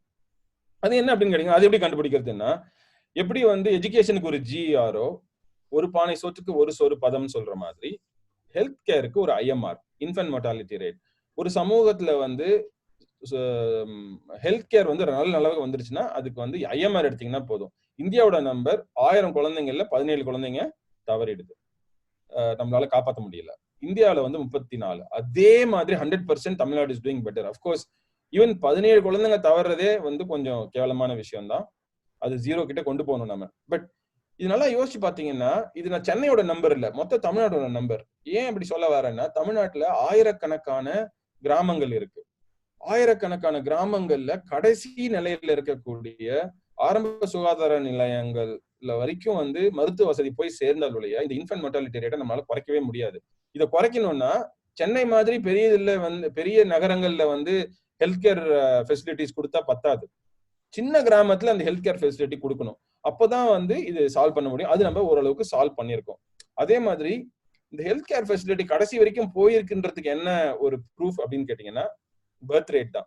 அதாவது பர்த் ரேட் அப்படின்றது என்னன்னா, 2 பேருக்கு, ஒரு ஹஸ்பண்ட் அண்ட் ஒய்ஃப் 2 பேருக்கு எத்தனை குழந்தைங்க பிறக்கிறாங்க அப்படிங்கிறது தான் பர்த் ரேட். இப்போ பீகார்ல பாத்தீங்கன்னா ஒரு ஹஸ்பண்ட் அண்ட் ஒய்ஃப் 2 பேருக்கு ரஃப்லி 3.4 பீப்புள் குழந்தைங்க பிறக்கிறாங்க. அப்போ வந்து அவங்க பாப்புலேஷன் இன்க்ரீஸ் ஆயிட்டே இருக்கு. அதுவும் ஒரு இடத்துல அவங்களுடைய ப்ராப்ளத்துக்கு எல்லாம் காரணம். தமிழ்நாட்டுல மாத்திரம் என்ன சொல்ல வரோம்னா, இந்த நம்பர் 1.7 என்ன சொல்லுதுன்னா, நிறைய ஃபேமிலிஸ்ல வந்து ஒரு குழந்தையோட நிறுத்திக்கிறாங்க. அதாவது நாம தான் ஒரு நல்ல ஒரு என்ன சொல்றது, உண்மையான பேட்ரியாட்ஸ் யாரு இந்தியாவில் அப்படின்னு கேட்டீங்கன்னா தமிழ்நாட்டு மக்கள் தான் அப்படின்னு சொல்லுவேன். ஏன்னா உண்மையான பேட்ரியட் வந்து you need to really implement the programmes like birth control in a very genuine way, because that is going to create a lot more issues for ecology, infrastructure, education, inequality, எல்லாத்துக்குமே அது ஒரு காரணமா இருக்கு. But இந்த population குறையறதுனால தமிழ்நாட்டுல வேற சில ப்ராப்ளங்கள் வரப்போகுது. அது என்ன கேட்டீங்கன்னா, நமக்கு வந்து இந்த MP தொகுதியெல்லாம் வந்து ரீகான்ஸ்டியூட் பண்ண போறாங்க. அதனால நம்ம வந்து 39 தொகுதி இருக்கு நமக்கு. அதுல வந்து 1-2 நம்ம லூஸ் பண்றதுக்கு வாய்ப்பு இருக்கு. அது வந்து நடக்க விடாம நம்ம பார்க்கணும். அது it's a different topic, we'll talk about it differently. That's the only thing that concerns me. சில சமயத்துல வந்து நல்ல விஷயங்கள் பண்ணும் பொழுது அது வந்து நமக்கு ஃபேவரபிளா முடியறது இல்ல. அதுக்கு இது ஒரு example. But the larger point is the healthcare penetration has happened till the last level of the villages, so that we are able to achieve this. So ஃபைனலா சிட்டிசன் ஹாப்பினஸ் எப்படி கண்டுபிடிக்கிறது அப்படின்னு பாத்தீங்கன்னா ரொம்ப சிம்பிள். 4வது பாயிண்ட் இது இல்லையா, happiness ஒன்னு எடுத்துட்டோம். அது 4வது பாயிண்ட். என்ன ப்ராப்ளம்னா,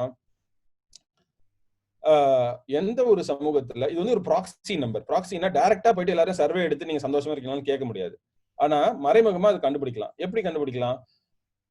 எந்த ஒரு சமூகத்துல பணக்காரங்களுக்கும் ஏழைகளுக்கும் கேப் ரொம்ப கம்மியா இருக்கோ அந்த சமூகம் வளர்ந்த சமூகமா அந்த சந்தோஷமான சமூகமா இருக்கும் அப்படின்றது தான் அதனுடைய ரிசல்ட். ஸோ அது எப்படி கண்டுபிடிக்கிறதுன்னு கேட்டீங்கன்னா, இந்த வேர்ல்டு இன்இக்வாலிட்டி ரிப்போர்ட்னு ஒன்று பப்ளிஷ் பண்ணாங்க. அதுல பாத்தீங்கன்னா உங்களுக்கு தெரியும் இது என்ன சொல்லுது அப்படின்னு கேட்டீங்கன்னா, அந்த லைட் ப்ளூ கலர் அது என்ன சொல்லுதுன்னா, 10% பணக்காரர்கள் வெறும் 35% சொத்துக்களை வச்சிருந்தாங்க. தே ஸ்லோலி ஓனிங் கிட்டத்தட்ட 60% of the assets in the country. So that is the real problem, which means இங்க இருக்கிற இந்த கேப் அப்படிங்கிறது it shows the income inequality. இந்த கேப் வந்து 1950s ஓரளவுக்கு இருக்கு, ஆனா அது கம்மியா இருந்திருக்கு. அதை கம்பேர் பண்ணும்போது நல்லா வாயை திறந்துட்டு போகுது ஆக்சுவலா.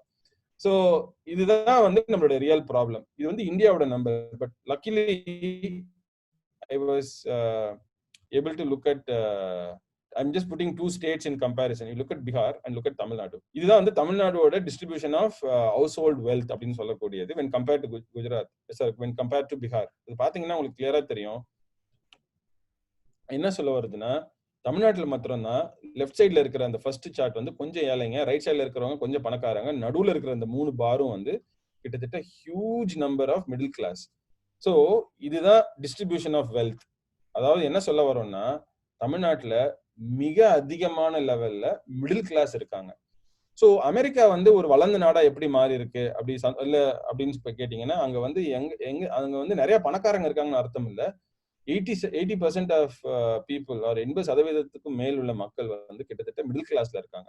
சோ நம்மளோட முக்கியமான குறிக்கோள் என்னன்னா, நிறைய பேரை எப்படி மிடில் கிளாஸா மாத்துறது அப்படிங்கிறது தான். நிறைய பேர் எப்படி பணக்காரங்களா மாத்துறதுன்றது முக்கியம் இல்ல, நிறைய பேரை எப்படி மிடில் கிளாஸா மாத்துறது அப்படிங்கறது ரொம்ப முக்கியம். அதை நம்ம வந்து ரொம்ப ரொம்ப நல்லா பண்ணிருக்கோம். சோ இதுதான் இந்த 4 முக்கியமான குறியீடுகள்ல எங்க தமிழ்நாடு இருக்கு அப்படின்னு சொல்றதுக்கு உண்டான ஒரு டேட்டா. இது டேட்டா பேஸ்டா உங்களுக்கு எக்ஸ்பிளைன் பண்ணிருக்கேன். அது வந்து ஒரு டீடைல்டா இருந்துச்சு சுரேஷ். பட் இன்னைக்கு இருக்கிற டைம்ஸ்ல வந்து பாத்தீங்கன்னா நமக்கு நிறைய டேட்டா வருது. இன்னைக்கு வந்து ஒரு காலத்துல நமக்கு இன்ஃபர்மேஷன் இல்லாம இருந்தது, இன்னைக்கு நிறைய இன்ஃபர்மேஷன் ஓவர்லோடுன்ற அளவுக்கு நிறைய டேட்டாஸ் வருது. சோ எல்லாருக்கும் வந்து ஒரு இது வரும், நீங்க எடுத்த டேட்டா வந்து உங்களுடைய ரிசர்ச்ல இருந்து வந்ததா, இதெல்லாம் வந்து எந்த அளவுக்கு வந்து நாங்க பிலீவ் பண்ணணும் அப்படின்ற கொஸ்டின் நிச்சயமா எல்லார்கிட்டயும் வரும். சோ அத வந்து நீங்க கேன் யூ டெல் எப்படி இந்த டேட்டாவெல்லாம் நீங்க எப்படி கொலேட் பண்ணீங்க, எந்த மாதிரியான அஃபிஷியல் சோர்சஸ்ல இருந்து இது உங்களுக்கு கிடைச்சது, இது வந்து எல்லாராலையும் ஆக்சஸ் பண்ண முடியுமா? சோ ஏன்னா வந்து அப்பதான் இந்த ஒரு டிரான்ஸ்பரன்சி இருக்கும் இல்லையா. அகைன் நம்ம வந்து ஒரு கவர்மெண்ட் சொல்ற டேட்டாக்கும் ஒரு இண்டிவிஜுவல் சொல்ற டேட்டாக்கும் அந்த இதை வந்து நம்ம எப்படி வந்து ஆத்தென்டிகேட் பண்ண போறோம், அதை பத்தி கொஞ்சம் சொல்ல முடியுமா? கண்டிப்பா கண்டிப்பா. ஆக்சுவலி சூப்பரான question. Luckily I have some slides for that. And கொஞ்சம் லவுடா சுரேஷ், அகைன் கொஞ்சம் ஆடியோ லோவா இருக்குன்னு கம்ப்ளைண்ட்ஸ் வருது, கொஞ்சம் லவுடரா. நான் நல்லா தான் பேசிட்டு இருக்க மாதிரி இருக்கு. ஓகே, ஆடியோல வந்து ஆடியோல வேற ஏதாவது. ஓகே, இப்ப கிளியரா இருக்குன்றாங்க. ஓகே, அப்படியா? ஓகே. சோ இந்த இந்த இந்த நான் என்ன பண்ணேன்னா, இதெல்லாம் நான் வந்து டேட்டாவை நானே கொலேட் பண்ணேன். பட் அதுக்கப்புறம் பண்ணதுக்கு அப்புறம் என்ன ஆச்சுன்னா, ஐ ran into this site called Public Affairs Index. இது வந்து IAS ஆபீசர்ஸ் எல்லாம் சேர்ந்து, மோஸ்ட்லி தமிழ்நாடு ஆளுங்க இதுல யாருமே இல்ல, mostly north Indian IAS officers தான் இருக்காங்க. Maybe 1 or 2 people from Kerala is also there, but not anybody from Tamil Nadu. இவங்க வந்து ஒரு வெப்சைட் வச்சிருக்காங்க, நீங்களே போய் பார்க்கலாம். பப்ளிக் அஃபேர்ஸ் இண்டெக்ஸ்னு கூகுள் பண்ணீங்கன்னா உங்களுக்கு வரும். இவங்க என்ன பண்றாங்கன்னா, ரொம்ப ரொம்ப சயின்டிபிக்கா, நான் வந்து ஓரளவுக்கு என்ன சொல்றது, காமன் சென்சிக்கலா அதை அப்ரோச் பண்ணேன். இவங்க வந்து ரொம்ப சயின்டிபிக்கா பண்றாங்க. Governance of states in India, அதான் இவங்களோட ஸ்பெஷலைசேஷன். அவங்க வந்து என்ன பண்றாங்கன்னா, ஒரு 11 தீம்ஸ் எடுத்திருக்காங்க. நான் வந்து 4 எடுத்துக்கிட்டேன் இல்லைங்களா. அவங்க 11 தீம்ஸ் எடுத்துட்டு ஒவ்வொரு தீம்ஸ்லயும் ஒவ்வொரு ஸ்டேட்டும் எப்படி பண்றதுங்கிறது பியூட்டிஃபுல்லா ஒரு இந்தியாவோட மேப் ஒண்ணு போட்டு அழகா கொடுத்துட்டாங்க. அதுல கொடுக்கும் பொழுது இந்தியா மேப்ல இது பப்ளிக்கா அவைலபிளா இருக்கு. நான் பண்ணல, அவங்களோட வெப்சைட் போனீங்கன்னா அவங்களே பண்ணிருக்காங்க. It's a very very scientific and systematic way to do this. So அப்ப first inequality, Tamil Nadu is doing number 1 number 2. Justice we are doing number 1 number 2. Infrastructure we are doing number 1 number 2. Law and order we are doing number 1 number 2. Environment we are doing number 1 number 2. Actually இது அதான் சொல்ல வந்தேன். நிறைய பேர் நம்ம என்ன நினைச்சிட்டு போனா, Kerala is actually doing better then Tamil Nadu in environment. But ஆக்சுவலா தமிழ்நாடு டஸ் வே பெட்டர் தென் கேரளா இன் என்வாயர்மெண்ட். இதெல்லாம் வந்து நமக்கு வந்து தெரியறது இல்லை. It's not just a green cover. நம்ம வந்து கேரளா கிரீனா இருக்குன்றதுனால அது என்வாயர்மெண்ட்ல நல்லா இருக்கு அப்படின்னு நம்ம நினைக்கிறோம். பட் என்வாயர்மெண்ட்ல நல்லா பண்றதுங்கிறது it's about programs, it's about people resisting 8 வழிச்சாலை எல்லாம் பண்ணக்கூடாது. ஏன்னா அது நிறைய பேருக்கு வந்து வாழ்வாதாரத்தை அழிக்கும், நிறைய இயற்கை வளங்களை அழிக்கும், விவசாயத்தை அழிக்கும் அப்படின்னு நம்ம சண்டை போடுறோம் இல்லைங்களா. அது எல்லாமே சேர்ந்ததுதான் இந்த என்வாயர்மெண்ட். என்வாயர்மெண்ட்ன்றது பச்சை பச்சையில் இருக்கிறது மாத்திரம் கிடையாது. நம்மளுடைய கிளாரிட்டி, நம்மளுடைய அவேர்னஸ், நம்மளுடைய பாலிசிஸ், நம்மளோட ப்ரோக்ராம், அது எப்படி நம்ம பாதுகாக்கிறோம், அது எல்லாம் சேர்ந்ததுதான் வந்து இந்த environment. So it's a very important point. So of course நம்ம தப்பா பண்ணிட்டு இருக்க 1-2 இடம் வந்து டிரான்ஸ்பரன்சி அண்ட் அக்கௌண்டபிலிட்டி. பட் ஓவராலா பாத்தீங்கன்னா இது 2018 டேட்டா, 2019 இன்னும் வரலன்னு நினைக்கிறேன். 2020 கண்டிப்பா வர்றதுக்கு வாய்ப்பு இல்லை, இன்னும் முடியவே இல்லை. 2019 இன்னும் வரலன்னு நினைக்கிறேன். வந்துச்சுன்னா அதையும் போட்டுக்கலாம், பெருசா சேஞ்ச் இருக்காதுன்னு தோணுது. ஓவராலா அவங்க சயின்டிபிக்கா அசஸ் பண்ணதுல you can clearly see where does Tamil Nadu stand, right? So this is the proof that you are asking for. I think this is good enough. And இதோட ஃபைனலா நான் என்ன பண்ணிருந்தேன்னா, நான் இதை ஒரு டேபிள் போட்டிருந்தேன். என்னன்னா, இந்த ஒரு 4 ஸ்டேட் எடுத்துக்கிட்டேன். தமிழ்நாடு, கர்நாடகா, மகாராஷ்டிரா, குஜராத். இதுதான் 4 பெரிய ஸ்டேட், வெல் பெர்ஃபார்மிங் ஸ்டேட். இதுல அவங்க போட்டிருக்க அந்த 11 தீம்ஸையும் எடுத்துக்கிட்டு கிரீனு, ஆரஞ்சு, எல்லோ, ரெட், இப்படி இப்போ 3 கலர் 4 கலர்ல கோட் பண்ணி பார்க்கும் பொழுது இந்த சார்ட் உங்களுக்கு கிடைக்கும். இங்க பாத்தீங்கன்னா நல்லா தெரியும், தமிழ்நாடு வந்து கிட்டத்தட்ட பெரும்பாலான விஷயங்கள்ல green, 1 2 yellow 2 red. On the other side if you see Gujarat நிறைய red, 2 yellow, 3 orange, 2 green. This is really the summary of where we stand across the country, and this probably gives you an idea of how to compare Tamil Nadu with rest of the country.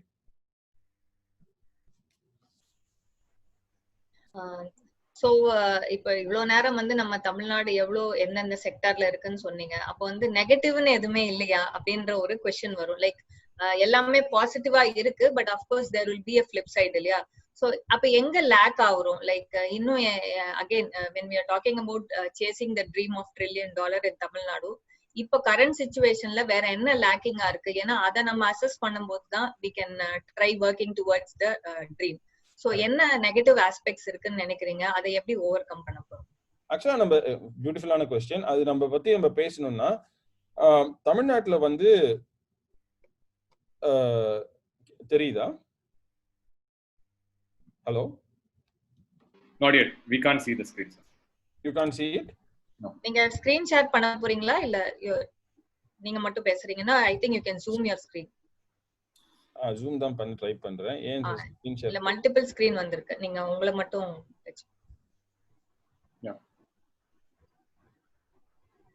Present தெரியுதா? Yeah.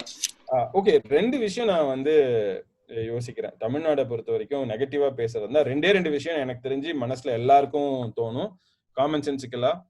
அது வந்து நம்ம solve பண்ணக்கூடிய விஷயம் தான்.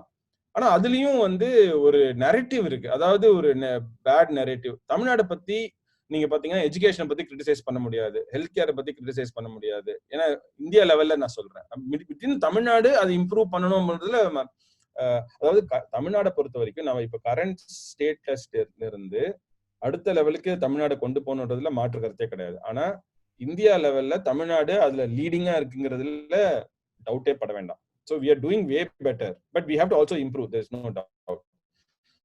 But தமிழ்நாடை பத்தி நம்ம நெகட்டிவா சொல்லணும்னா ரெண்டு விஷயங்கள் சொல்லலாம்.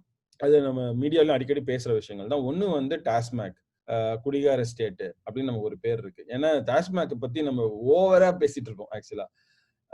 அடுத்த விஷயம் வந்து கரப்ஷன். இந்த ரெண்டு விஷயம் தான் நம்ம வந்து நம்மளை பத்தி தமிழ்நாடை பத்தி நெகட்டிவா சொல்லணும்னா இது ரெண்டு விஷயம் தான் சொல்ல முடியும். இது ரெண்டுத்தையும் நம்ம சால்வ் பண்ணணும். பட் ஆனா இதுலயும் ஒரு பொய்யான தகவல்கள் நிறைய இருக்கு. அதை நம்ம மனசுல வச்சுக்கணும். உதாரணத்துக்கு டாஸ்மாக் எடுத்துக்கலாம். டாஸ்மாகால தான் தமிழ்நாடே ரன் ஆகுது அப்படிங்கிறது ஒரு நரேட்டிவ். டாஸ்மாக் இல்லைன்னா தமிழ்நாடு அழிஞ்சு போயிடும் அப்படிங்கிற மாதிரி ஒரு நரேட்டிவ். தமிழ்நாடு தான் இருக்கிறதுலே குடிகார நாடு, குடிகார மாநிலம் அப்படிங்கிறது இன்னொரு நரேட்டிவ். இதெல்லாம் எவ்வளவு பொய்யான விஷயங்கள். நான் டாஸ்மாக சப்போர்ட் பண்ணல. Let this be very very clear. I'm not supporting Tasmak in any way. In fact, I'm against the fact that Tamil Nadu as a government is running Tasmak. Those are all different topics, but the number is completely saying a different story. அதாவது தமிழ்நாடோட ரெண்டு number எடுத்துக்கலாம் நம்ம. ஒன்னு தமிழ்நாடோட GDP, இன்னொன்னு தமிழ்நாடோட budget. தமிழ்நாடோட ஜிடிபியில less than 2% தான் TASMAC. Which is not like the whole Tamil Nadu is running because of Tasmak, is not true. Tamil Nadu whole budget la around 10% is Tasmak. Again, this is something that you don't know. So இது எல்லாம் வந்து ரொம்ப இம்பார்ட்டன்டான விஷயம். அதே மாதிரி தமிழ்நாடு தான் இந்தியாவிலே அதிகமா குடிகார மாநிலம்ங்கிறதும் தவறு. இதுதான் வந்து ரீசெண்டா பப்ளிஷ் பண்ண what is India drinking report. இந்த வாட் இஸ் இந்தியா ட்ரிங்கிங் ரிப்போர்ட்ல நீங்க தமிழ்நாடு நேம் பாத்தீங்கன்னா எங்கேயோ ஒரு இடத்துல தான் வரும். The highest drinking states are not Tamil Nadu. It's Andhra Pradesh, it's Arunachal Pradesh, it's Sikkim, Jharkhand, Bihar, Karnataka. Ingeல்லாம் தான் வந்து it's different, right? So it is, the data actually shows completely different data. அடுத்த point வந்து corruption. Actually again corruption ல வந்து Tamil Nadu is one of the red items that we got in the chart. அந்த India map போடும்போது அதுல ஒரு item வந்து நமக்கு ரெட் இருந்துச்சு. அந்த ரெட் வந்து corruption, transparency and accountability, which is also linked to corruption.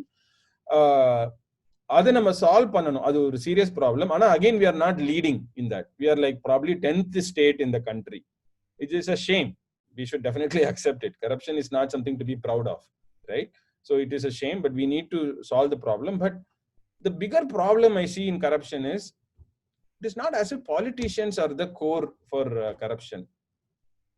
கரப்ஷனை சால்வ் பண்ணணும்னா நம்ம தான் மாத்தணும். சிட்டிசன்ஸ்ல கிட்டதான் இருக்கு. கொடுக்கிறவன் இருக்கிற வரைக்கும் வாங்குறவங்க இருப்பாங்க.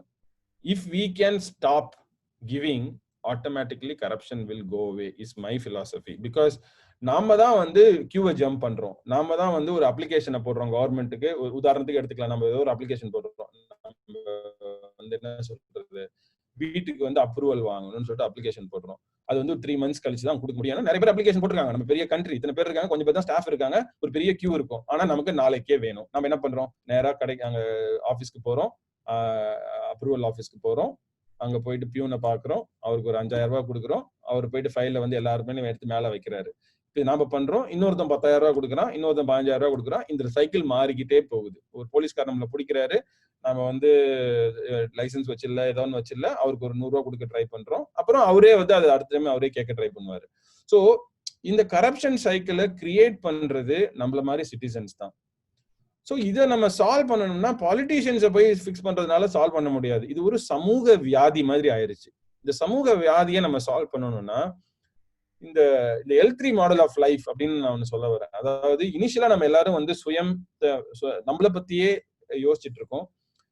நம்ம சமூகத்தை வந்து நம்ம சுற்றத்தை நோக்கியும் சமூகத்தை நோக்கியும் சிந்திக்கக்கூடிய மனநிலையை உருவாக்கினால் ஒழிய இந்த கரப்ஷனை நம்மளால சால்வ் பண்ண முடியாது. ஸோ சமரியான என்ன சொல்ல வரேன்னா, 2 ப்ராப்ளம் இருக்கு நமக்கு. ஒன்னு வந்து டாஸ்மாக்னு ஒரு சொல்லக்கூடிய ஒரு ப்ராப்ளம் இருக்கு, இன்னொன்னு வந்து இந்த கரப்ஷன். இது ரெண்டும் நம்ம ஒர்க் பண்ணக்கூடிய விஷயங்கள். இதை நம்ம மனசுல வச்சுக்கலாம், அதை வச்சுட்டு முன்னாடி போகலாம். இப்போ சுரேஷ் பாத்தீங்கன்னா, நீங்க நிறைய டேட்டாஸ் வச்சிருக்கீங்க, தமிழ்நாடு வந்து எப்படி வந்து இத அட்டைன் பண்ணாங்கன்னு. பட் இப்ப பாத்தீங்கன்னா 70 years பேக் இண்டிபெண்டன்ஸ் கிடைக்கும் போது எல்லாருக்கும் ஒரே டைம்ல தான் கிடைச்சது இல்லையா? எல்லா ஸ்டேட்ஸும் வந்து ஒரே டைம்ல தான் ஸ்டார்ட் பண்ணாங்கன்னு வச்சுக்கலாம். they were all startup at that stage when we talk like that in that sense. So இந்த மாதிரியான ஸ்டேஜ்ல தொடங்கிய எல்லா ஸ்டேட்ஸ்லயும் வந்து வெவ்வேறான டேட்டாஸ் இப்ப இருக்கு நீங்க சொல்றதை படி பார்த்தா. சோ தமிழ்நாடு இந்த நிலையை அடையறதுக்கு இந்த லாஸ்ட் 70 yearsல என்ன மாதிரியான ஸ்டெப்ஸ் எடுத்திருக்காங்க? சோ ஏன்னா அதை நம்ம வந்து பழைய இதை அனலைஸ் பண்ணும்பொழுதுதான் அகைன் நெக்ஸ்ட் ஸ்டெப் போறதுக்கான ஒரு லேர்னிங்காவும் இருக்கும் இல்லையா? சோ இதுல வந்து என்ன அவங்க பண்ணிருக்காங்க, அப்படி என்ன டிஃப்ரெண்டா பண்ணிருக்காங்கன்னு நீங்க உங்களுடைய அனாலிசிஸ்ல கண்டுபிடிச்சிருக்கீங்க? Beautiful question. ஏன்னா தமிழ்நாடு வந்து எல்லா மாநிலமும் ஒரே சமயத்துல சுதந்திரம் அடையுது. கிட்டத்தட்ட 70 வருஷத்துக்கு மேல ஆயிப்போச்சு. அப்ப தமிழ்நாடு மாத்திரம் எப்படிப்பா நம்பர் 1 ஆச்சு, என்ன நடந்துச்சுங்க அப்படின்னு நானும் இந்த கொஸ்டினை கேட்டேன். அந்த கொஸ்டினுக்கு தான் வந்து என்ன ஆன்சர் கண்டுபிடிச்சேன்னா, தமிழ்நாட்டுல வந்து ஒரு 4 மாஸ்டர் ஸ்ட்ரோக் பண்ணிருக்காங்க நம்ம தலைவர்கள்லாம். இந்த தலைவர்கள் நான் சொல்ல வர்றது வந்து பெரியார்ல இருந்து ஆரம்பிச்சு அண்ணா, காமராஜ், கலைஞர், எம்ஜிஆர், ஜெயலலிதா, இவங்க வரைக்கும் எல்லாருமே இதுக்கு கான்ட்ரிபியூட் பண்ணிருக்காங்க. யாருமே நான் விட்டு விட விரும்பல. யாரோட நெகட்டிவ் பத்தியும் நான் பேச விரும்பல. எல்லாரோடைய நல்ல விஷயங்கள் மாத்திரமே நான் பேச விரும்புறேன். ஏன்னா இது வந்து ஒரு பாசிட்டிவான ஒரு ப்ரோக்ராம். ஸோ எல்லா தலைவர்களும் மிகப்பெரிய அளவுல வந்து ஒரு மாஸ்டர் ஸ்ட்ரோக் பண்ணியிருக்காங்க. சோ அது ஒரு முக்கியமான விஷயம் நான் சொல்ல விரும்புறது என்னன்னா, தமிழ்நாட்டுல மாத்திரமே பாத்தீங்கன்னா லோக்கல் பார்ட்டிஸ் வந்து கிட்டத்தட்ட ஒரு 60-70 வருஷம் ரூல் பண்ணிருக்காங்க. அப்ப இந்த லோக்கல் பார்ட்டிஸ் ரூல் பண்ணும்போது என்ன ஆகுதுன்னா, இந்த லோக்கல் இஷ்யூஸ், லோக்கல் ஸ்டேட்டோட டெவலப்மெண்ட் வந்து அவங்களுக்கு ரொம்ப பிரதானமா இருக்கு. சோ அதை முன்னிறுத்துறாங்க, அதை முன்னிறுத்தி எலெக்ஷன்ல ஜெயிக்கிறாங்க. அதை முன்னிறுத்தி எலெக்ஷன்ல ஜெயிக்கும் பொழுது அந்த கோரிக்கைகளை அவங்க நிறைவேற்ற வேண்டிய கட்டாயம் இருக்கு, இல்லைன்னா அடுத்த தடவை அவங்க ஜெயிக்க முடியாது. சோ இந்த சைக்கிள் வந்து ஒரு 60 வருஷமா கண்டினியூஸா நடந்துட்டு இருக்கு. சோ மத்த மாநிலங்கள்லாம் லோக்கல் பார்ட்டிஸ் ஜெயிக்கல, ஒரு காங்கிரஸோ இல்ல வேற ஏதோ ஜெயிச்சிடுறாங்க. ஜெயிக்கும் பொழுது என்ன ஆகுதுன்னா, அவங்க எல்லாமே வந்து இந்த தேசிய நீரோட்டத்துல போய் கலந்துட்டு லோக்கல் அஜெண்டாவே விட்டுடுறாங்க. சோ இந்த நான் ஏற்கனவே சொன்ன மாதிரி ஒவ்வொரு ஸ்டேட்டும் அவங்களோட லோக்கல் அஜெண்டாவை வந்து ஃபோக்கஸ் பண்ணாதான் இந்தியாவை டெவலப் பண்ண முடியும். நம்ம அதுக்கு வந்து local parties winning in Tamil Nadu has become a very very critical என்ன சொல்றது, ஒரு இம்பீடன்ஸ், ஒரு ஒரு ஒரு ஒரு ஆக்சலரேஷன் மாதிரி இருந்துச்சு, ஒரு பியூட்டிஃபுல் ஆக்சலரேஷன் இருந்துச்சு. இந்த லோக்கல் பார்ட்டிஸ் எல்லாம் சேர்ந்து ஒரு 4 மாஸ்டர் ஸ்ட்ரோக் பண்ணிருக்காங்க. ஃபர்ஸ்ட் மாஸ்டர் ஸ்ட்ரோக் வந்து அஃப்கோர்ஸ் காமராஜ் அவர்கள் பண்ணது. பிரைமரி எஜுகேஷன் பேரு, பிரைமரி எஜுகேஷன் மாஸ்டர் ஸ்ட்ரோக். இது வந்து 1950s கிட்டத்தட்ட வெறும் 6000 பள்ளிகள் இருந்த தமிழ்நாட்டுல ஒரே ஒரு 10 வருஷத்துல 27,000 பள்ளிகள் வந்து கிரியேட் பண்றாங்க. வெறும் 40% இருந்த ஸ்கூல் கோயிங் கிட்ஸ் நம்பர்ஸ் வந்து 77% மாறுது. So it's an amazing transformation in just 10 years. That's the first master stroke. இதுல வந்து ஒரு சின்ன கருத்து புரிதல் இல்லாம சில பேர் பேசிட்டு இருப்பாங்க. மிட் டே மீல்ஸ் தான் பெரிய ஸ்கீம்னு சொல்லுவாங்க. பட் ஆக்சுவலா மிட் டே மீல்ஸ் வந்து it's just means to an end. The real master stroke is actually to take kids to the school. ஆனா ஸ்கூலுக்கு போகிறதுக்கு ஒரு உந்துதல் தேவைப்படுது. ஏன்னா உங்களுக்கு சாப்பாடு இல்லாம அங்க போய் பண்ண முடியல. அதனால மிட் டே மீல் ஸ்கீம் கொடுத்தாங்களே தவிர மிட் டே மீல் ஸ்கீம் தான் பிரைமரி ப்ரோக்ராம் கிடையாது. It is an ancillary program to support the primary program, which is taking kids to the schools, and that is really the master stroke, right? அதே மாதிரி வந்து okay, Kamaraj பத்தி பேசும்பொழுது நிறைய again நம்ம திருப்பி நம்ம தவறான இன்ஃபர்மேஷன் சொல்றோம். காமராஜ்க்கு அப்புறம் தமிழ்நாட்டுல எதுவுமே நடக்கல, தமிழ்நாடு குட்டிச்சவராயிட்டாங்க, கெடுத்துட்டாங்க அப்படின்னு சொல்லுவாங்க. உதாரணத்துக்கு டேமே கட்டல, ரோடே போடல, பிரிட்ஜே கட்டல. இந்த மாதிரி ஒரு நம்மள நாமே நம்ம தரம் தாழ்த்தி நம்மள நாமே நம்ம மேல மண்ணை வாரி போட்டுக்கிறோம். But actually the truth is not there. There are three parties which have ruled Tamil Nadu in the last 70 years: Congress, DMK, ADMK. நான் யார் மேலேயும் சப்போர்ட் பண்ணல. இண்டிபெண்டா நீங்க கவர்மெண்ட் வெப்சைட்ல போயிட்டு இந்த டேட்டா எடுத்து பாத்தீங்கன்னா எத்தனை டேம் கட்டியிருக்காங்க அப்படின்னு பாத்தீங்கன்னா உங்களுக்கு you will see the count. இதுல பாத்தீங்கன்னா நாள் ஆக ஆக பெரிய சைஸ் டேம் கட்டுறதுக்கு உண்டான ஆப்பர்ச்சுனிட்டி குறையும். நீங்க பாத்தீங்கன்னா நல்லா தெரியும். ஏடிஎம்கே பீரியட்ல 34 டேம்ஸ் கட்டியிருப்பாங்க. பட் ஆனா கெப்பாசிட்டி ரொம்ப கம்மியா இருக்கும். காங்கிரஸ்ல வந்து 12 தான் கட்டியிருக்காங்க. பட் ஆனா கெப்பாசிட்டி அதிகமா இருக்கு. ஏன்னா இனிஷியலா நிறைய பெரிய டேம் கட்டுறதுக்கு வாய்ப்பு இருக்கு. நாளாக டேம் குறையும். இது நான் செக் டேம் பத்தி சொல்லல. I'm talking about proper reservoirs. Check dams are a lot more number in Tamil Nadu, right? So it is not true that nothing has happened after Kamaraj. That's actually not a correct statement. So we need to change our understanding by using data, not just by looking at some narrative or opinion or views. That's very important. So second வந்து master stroke. Second master stroke higher education. இது என்ன பியூட்டினா, ஒவ்வொரு தலைவர்களும் பழைய தலைவர்கள் விட்ட இடத்துல இருந்து கண்டினியூ பண்ணிருக்காங்க. அதுதான் வந்து ரொம்ப அமேசிங்கா நடந்திருக்கு தமிழ்நாட்டுல. அது முக்கியமான காரணம் என்ன நினைக்கிறேன்னா, லோக்கல் அஜெண்டா. நமக்கு அந்த லோக்கல் அஜெண்டா என்ன அப்படின்னு அந்த தெளிவு இருக்கு. ஏன்னா லோக்கல் பார்ட்டிஸ் வின் பண்றாங்க. லோக்கல் பார்ட்டிஸ் வின் பண்ணும்போது லோக்கல் அஜெண்டா ப்ரையாரிட்டைஸ் பண்ண வேண்டிய கட்டாயம் அவங்களுக்கு ஏற்படுது. So that's a beautiful lesson I learned from this. So why it's important for local parties to win. So இதுல பாத்தீங்கன்னா ஹையர் எஜுகேஷன் வந்து இவங்க கலைஞர் அண்ட் எம்ஜிஆர் இவங்க ரெண்டு பேரும் சேர்ந்து பண்றாங்க. ஏன்னா ஃபர்ஸ்ட் வந்து காமராஜ் பண்ணிடுறாங்க, அடுத்தது வந்து இவங்க தான் ஆட்சி பண்றாங்க. வெறும் 40 இன்ஜினியரிங் ஸ்டூடெண்ட்ஸ் இருந்த தமிழ்நாட்டுல 550 இன்ஜினியரிங் காலேஜஸ் கிரியேட் பண்றாங்க. இதுல ஒரு நரேட்டிவ் என்ன சொல்றாங்கன்னா, இல்ல தமிழ்நாட்டுல குவாலிட்டி எல்லாம் சரியில்லை, எஜுகேஷன் குவாலிட்டி சரியில்லை. அதுவும் தவறான விஷயங்கள். இந்தியாவில இருக்கக்கூடிய 100 டாப் காலேஜஸ்ல 37 காலேஜஸ் தமிழ்நாட்டுல மாத்திரமே இருக்கு. இப்ப ரீசெண்டா வந்து நிர்ஃப் ஸ்டடி 2019 இப்ப 2021 போட்டாங்க. அது வந்து இன்னுமே பெட்டரா இருக்கு. 860 பெஸ்ட் காலேஜஸ்ல 182 காலேஜஸ் தமிழ்நாட்டுல மாத்திரமே இருக்கு. ஒரே ஸ்டேட்ல 21% of best colleges are there. So just think about it. This is not an easy achievement, right? So இதுதான் அதனுடைய டேட்டா. ஸோ ஃபைனலா வந்து இந்த எஜுகேஷன் பத்தி பேசுறதுனால எம்ப்ளாயபிலிட்டி பத்தி பேசுவாங்க. இல்ல சார், யாரும் ஒழுங்கா படிக்கிறது இல்ல, வேலை எல்லாம் கிடைக்கிறது இல்லை அப்படின்னு சொல்லுவாங்க.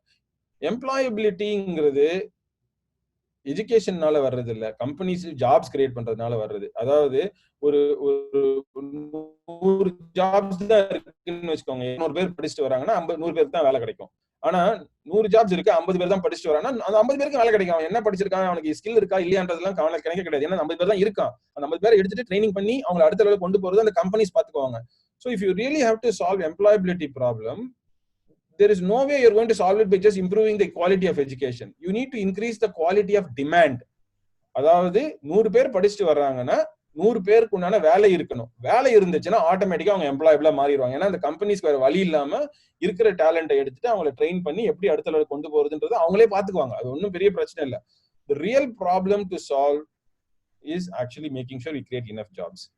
ஸோ அது மூணாவது மாஸ்டர் ஸ்ட்ரோக் வந்து சோஷியல் ஜஸ்டிஸ் அப்படிங்கிறது. சோஷியல் ஜஸ்டிஸ்ன்றதுன்னா எல்லாரையும் முன்னேற்றுறது, இன்க்ளூசிவ் க்ரோத். அதாவது ஒரு 10 லட்சம் பேரை ஒரு 10 படி முன்னேற்றத்துக்கும் 5 கோடி மக்களை ஒரு படி முன்னேற்றத்துக்கும் உண்டான வித்தியாசம் தான் அந்த சோஷியல் ஜஸ்டிஸ். அது நம்ம தமிழ்நாட்டுல நிறைய லெவல்ல பண்ணியிருக்கோம். அதனால இது ரிசர்வேஷன் அதெல்லாம் ரொம்ப இம்பார்ட்டன்ட் இதுல வருது. அந்த ரிசர்வேஷன்லாம் இல்லைன்னா தமிழ்நாடு முன் மாநிலமா வந்திருக்கிறதுக்கு வாய்ப்பே கிடையாது. ரைட். அதுல வந்து அதனாலதான் இப்ப நிறைய பேர் வந்து தமிழ்நாடு முழுக்க ஒரு ஒயிட் காலர் ஆஸ்பிரேஷன்ஸ் வந்திருக்கு. நீங்க உங்க வீட்டிலே பார்க்கலாம். உங்க வீட்டுல வேலை செய்யற கார்பெண்டர், பிளம்பர், எலக்ட்ரீஷியன், அவங்க பசங்க எல்லாம் என்ன படிக்கிறாங்கன்னு கேளுங்க. யாருமே கார்பெண்டர், பிளம்பர், எலக்ட்ரீஷியன் படிக்க மாட்டாங்க. அவங்க எல்லாருமே இன்ஜினியரிங்கோ இல்ல டாக்டரோ இல்ல வந்து லாயரோ இல்ல சார்ட்டர்ட் அக்கௌண்டன்ட்டோ ஏதோ ஒன்று படிப்பாங்க. So everybody has gone into very, very professional courses, and that actually signifies the movement of the master stroke, right? ஒரு உதாரணத்துக்கு சொல்றேன், இந்த இன்க்ளூசிவ் growthக்கு ஒரு உதாரணத்துக்கு இந்த எக்ஸாம்பிள் சொல்ல வந்தேன். உங்களுக்கு யோசிச்சே பார்த்துருக்க மாட்டீங்க. தமிழ்நாட்டில் மட்டும் கிட்டத்தட்ட ஒரு 10 ஏர்போர்ட் இருக்கு. 8 ஏர்போர்ட் இங்க போட்டுட்டேன். இன்னும் 2 வந்து ஒன்னு வெல்லூர், இன்னொன்னு Hosur. Is on the way to get it done. ஒரே மாநிலத்துல 10 ஏர்போர்ட் இருக்கு. அமெரிக்கால இருக்க ஒரு ஸ்டேட்ல கூட இது இருக்கான்றது எனக்கு டவுட்டா தான் இருக்கு. சோ இதுல 4 ஏர்போர்ட் வந்து இன்டர்நேஷனல் ஏர்போர்ட், 4 வந்து domestic airport. So just think about it. This is all about inclusive growth, and that is only possible because of social justice, right? சமூக நீதியினால் மட்டுமே இந்த ஒருங்கிணைந்த வளர்ச்சி நமக்கு வந்து பாசிபிளா இருந்திருக்கு. ஃபைனலா நம்ம பண்ணது மாஸ்டர் ஸ்ட்ரோக் என்ன அப்படின்னு கேட்டீங்கன்னா, இந்த 4வது மாஸ்டர் ஸ்ட்ரோக் தமிழ்நாடுல மட்டும் தான் இருமொழி கொள்கை நம்ம அழகா பண்ணோம். அதனால என்ன ஆச்சுன்னா, தமிழோட சேர்ந்து இங்கிலீஷ் நம்ம நல்லா டெவலப் பண்றதுக்கு நிறைய வாய்ப்பு இருந்துச்சு. ஸோ அப்போ இங்கிலீஷ் டெவலப் பண்ணும்போது என்ன ஆகுதுன்னா, குளோபல் லெவல்ல நம்மளால போயிட்டு பேச முடியுது, கூகுள் பண்ண முடியுது, படிக்க முடியுது, புக்ஸ் படிக்க முடியுது, எல்லாமே. அது வந்து நம்மள பெரிய லெவல்ல வந்து முன்னேற்றிருக்கு. இந்த இருமொழி கொள்கை பயன்படுத்தினால கிட்டத்தட்ட 2 கண்ணு மாதிரி, ஒன்னு தமிழ் ஒன்னு இங்கிலீஷ், நம்ம அப்படி நம்ம அதை பண்ணிட்டோம். அதனால என்ன ஆச்சுன்னா, நமக்கு லோக்கலா ஒரு எக்கானமி கிரியேட் ஆக ஆரம்பிச்சு. ஒரு எக்ஸாம்பிள் வந்து மூவி இண்டஸ்ட்ரி எடுத்துக்கோங்க. தமிழ்நாட்டில் மட்டும் தான் ஒரு வைப்ரண்ட் மூவி இண்டஸ்ட்ரி இருக்கு. பக்கத்து மாநிலமான கர்நாடகா பாருங்க, அவங்க ஆல்ரெடி வந்து they have just given up on their language. அதனால என்ன ஆச்சுன்னா, அங்க ஃபுல்லா வந்து முழுக்க ஹிந்தி வந்துருச்சு. அதனால அவங்களோட லோக்கல் டேலண்ட் கொண்டு போக முடியல. ஆனா நம்ம ஆளுங்க எல்லாம் வந்து இன்னைக்கு ஏஆர் ரஹ்மான் போயிட்டு வந்து ஒரு 2 ஆஸ்கர் வாங்குறாருன்னா, அதுக்கு ஒரு பேஸ் லைன், அதுக்கு ஒரு commercial ecosystem to build the talent was already present in Tamil Nadu. Some of these other gentlemen are going to Bollywood and being amazing work in Bollywood cinema and being a technicians. All that is possible because there is an ecosystem around the language, and language is not just about communication. It's a culture, it's an identity. அது ஒரு அரண் மாதிரி. அது வந்து நம்ம அதை சுத்தி ஒரு எக்கானமி இருக்கு. அது நம்ம புரிஞ்சுக்கணும்.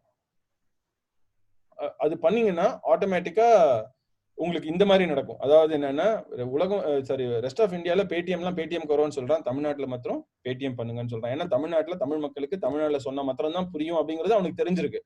அப்போ பெரிய கம்பெனிகள் அதை தகுந்த மாதிரி அவங்க அதை அடாப்ட் பண்ணிக்குவாங்க. நாம தெளிவா இருந்தோம்னா கம்பெனிகள் நமக்கு என்ன தேவையோ அதை கொடுக்க ரெடியா இருப்பாங்க. அது நம்ம ஒரி பண்ணிக்க வேண்டிய அவசியம் இல்லை. ஃபைனலா சொல்லணும்னா, ஏன் தமிழ்நாட்டுல மாத்திரம் இது பாசிபிளா இருந்துச்சுன்னா, அதான் இதுக்கு ஒரு சம்மரி ஸ்லைட் இது கொடுக்கலாம்னு பார்த்தேன். அதான் final slide in this particular section. தமிழ்நாட்டுல மாத்திரம் நம்ம என்ன பண்ணிருக்கோம்னா, வெறும் சோசியல் இண்டெக்ஸ் மாத்திரம் கவனிக்கல, வெறும் எக்கனாமிக் இண்டெக்ஸ் மாத்திரம் கவனிக்கல, எக்கனாமிக் இண்டெக்ஸையும் சோசியல் இண்டெக்ஸையும் சேர்த்து பண்ணிருக்கோம். இப்ப மகாராஷ்டிரா, குஜராத்ல எல்லாம் வெறும் எக்கனாமி மாத்திரம் பேசுறாங்க. குஜராத், பீகார்ல ரெண்டுமே விட்டுட்டாங்க. அவங்க முன்னேற்றணும். வெஸ்ட் பெங்கால், கேரளா எல்லாம் நிறைய சோசியல் இண்டெக்ஸ் பத்தி ஒரி பண்றாங்க. ஆனா எக்கனாமிக் இண்டெக்ஸ் அந்த அளவுக்கு அவங்க ப்ரையாரிட்டைஸ் பண்றது இல்ல. எந்த ஒரு மாநிலமும் முன்னேறணும்னா சோசியல் இண்டெக்ஸோட சேர்த்து எக்கனாமிக் இண்டெக்ஸையும் சேர்த்து பண்ணும்போது தான் முன்னேறணும். This is one thing that if at all other states have to learn, they can learn from Tamil Nadu and implement it, because together we can build a great India and powerful India. That's really what my aspiration is. And this whole thing is rooted around upward social mobility அப்படினு பேரு. அதாவது நம்ம இதெல்லாம் ஏன் பண்றோம்னா, சமூகத்தை அடுத்த படிநிலைக்கு கொண்டு போறது, மேல கொண்டு போறது, ஒரு 5 கோடி 6 கோடி மக்களை எப்படி 1-2 படி முன்னேற்றுறது அப்படிங்கிறது தான் இந்த upward social mobility. இப்போ தமிழ்நாடு நம்பர் 1 ப்ராப்ளம் என்ன அப்படின்னு கேட்டீங்கன்னா, நம்ம ஜெனரலா கரப்ஷன் சொல்லுவோம், ஆனா அது கிடையாது. தமிழ்நாடோட number 1 problem is actually working on upward social mobility, and if you can solve this, we can be a even better powerful state. இப்போ கரண்ட் சினாரியோல வந்து தமிழ்நாடு ஆல்ரெடி சில இதுல டாப்பா இருந்தாலும் அதை சஸ்டெயின் பண்றது is the need of the hour. ஏன்னா இன்னைக்கு வந்து things have changed, டெக்னாலஜி நிறைய இன்ட்ரூஷன் ஆயிருக்கு. சோ அதை சஸ்டெயினும் பண்ணணும், அதே சமயம் நம்மளுடைய அடுத்த இலக்கை நோக்கி நம்ம வந்து முன்னேறிக்கிட்டே இருக்கணும். இந்த அப்பர்ட் மொபிலிட்டிங்க it has to keep on going இல்லையா, ஒரு இடத்துல வந்து அது நிக்க கூடாது. சோ அப்படி இருக்கும்பொழுது இன்னைக்கு தமிழ்நாடு வந்து இருக்கிற நிலைமையை தக்க வச்சுக்கிட்டு அடுத்த இதுக்கு போறதுக்கான என்ன தேவை இருக்கு, எப்படி வந்து இதை அடையணும், இதுக்கான கரெக்ட் வழி என்ன? யா, பியூட்டிஃபுல். சோ அடுத்த ஸ்டெப் என்னன்னா, நம்ம 4 மாஸ்டர் ஸ்ட்ரோக் பண்ணிட்டோம். அடுத்து நம்ம பண்ண வேண்டியது 5வது மாஸ்டர் ஸ்ட்ரோக். இது நம்ம பண்ணோம்னா we can take Tamil Nadu to the next level. In fact, நான் என்ன நினைக்கிறேன்னா, லாஸ்ட் ஒரு 15 இயர்ஸா தமிழ்நாட்டுல வந்து பெரியசா நம்ம எதுவுமே பண்ணல. நம்மளுடைய கிட்டத்தட்ட நம்ம மக்கள் வந்து கொஞ்சம் ஃப்ரஸ்ட்ரேட்டா இருக்காங்கன்னா, கோவமா இருக்காங்க, சில சமயத்துல பொலிட்டிக்கல் லீடர்ஸ் மேல வந்து கோவப்படுறாங்கன்னா அதுக்கு காரணமே இதுதான். ஏன்னா பெரிய லெவல்ல ஒரு மாஸ்டர் ஸ்ட்ரோக் மாதிரி ஒரு பெரிய ப்ரோக்ராம் நம்ம என்ன சொல்றதுன்னா ஒரு மெயின்டெனன்ஸ் மோட்லயே இருந்துட்டோம். அதாவது பழசுல நம்ம அச்சீவ் பண்ணது வந்து ஒரு பிக்ஸட் டெபாசிட் மாதிரி போட்டு வச்சிருக்கோம் இல்லையா, அந்த பிக்ஸட் டெபாசிட்ல இருந்து எடுத்து செலவு பண்ணிட்டே வந்துட்டுமே தவிர அதை வந்து இந்த பிக்ஸட் டெபாசிட்டை மேலும் பெரிய லெவல்ல மாத்துறதுக்கு நம்ம எந்த ஒரு முயற்சியுமே பெருசா லெவல்ல பண்ணல. எஸ்பெஷலி இந்த last 10-15 years is a very bad time for Tamil Nadu நான் சொல்லுவேன். I think it's important we embark on the 5th master stroke. அது என்ன பண்ணணும் அப்படின்னு கேட்டீங்கன்னா, ஒரு மாஸ்டர் ஸ்ட்ரோக்னா என்ன அப்படின்னு கேட்டீங்கன்னா, ஒரே கல்லுல 2 மாங்காய் அடிக்கிறது கேள்விப்பட்டிருப்பீங்க. ஒரே கல்லுல ஒரு லாரி மாங்காய் அடிச்சீங்கன்னா எதுவோ அதுதான் master stroke, right? So meaning just do one thing. Don't do too many things, just do one thing, but just do it massive and do it deep and do it consistently, but it solves a number of problems, and that is what is called as a master stroke, right? So என்ன பண்ணணும், நமக்கு வந்து primary education பண்ணிட்டாங்க, higher education பண்ணிட்டாங்க, job இல்ல, employability இல்லைன்னா அது காரணம் நிறைய ஜாப்ஸ் கிரியேட் பண்ணணும். அதே சமயத்தில் நமக்கு growth வேணும். நமக்கு இருக்கிற ஒரே ப்ராப்ளம் வந்து டாஸ்மாக் கிடையாது, அந்த கரப்ஷன் அப்படின்னு வேணா சொல்லலாம். Maybe if at all there is some problem, there is corruption அப்படின்னு சொல்லலாம். இந்த மூணுத்தையும் கில் பண்றதுக்கு ஒரு வழி என்ன, அதுதான் அந்த மாஸ்டர் ஸ்ட்ரோக்கா இருக்க முடியும். அந்த மாஸ்டர் ஸ்ட்ரோக் தான் what I consider is mass entrepreneurship. We need to inculcate mega project across Tamil Nadu to empower people to create businesses and create entrepreneurs. அது பண்ணோம்னா என்ன ஆகும்னு கேட்டீங்கன்னா, தமிழ்நாட்டில் இருக்கக்கூடிய $250 million ரெவென்யூல இருந்து ஜிடிபில இருந்து $1 trillion எக்கானமியா நம்ம மாத்தலாம். ஏன் $1 trillion மாத்தணும் அப்படின்னு கேட்டீங்கன்னா, நெக்ஸ்ட் 10 இயர்ஸ்ல பண்ண முடிஞ்சா நல்லா இருக்கும். இந்தியாவே வந்து 5 trillion தான் போகும். அந்த இந்தியா 5 trillion போகும்போது நாம 1 trillion இருந்தோம்னா, the kind of bargaining power that Tamil Nadu will have in the Union Government of India will be very, very high.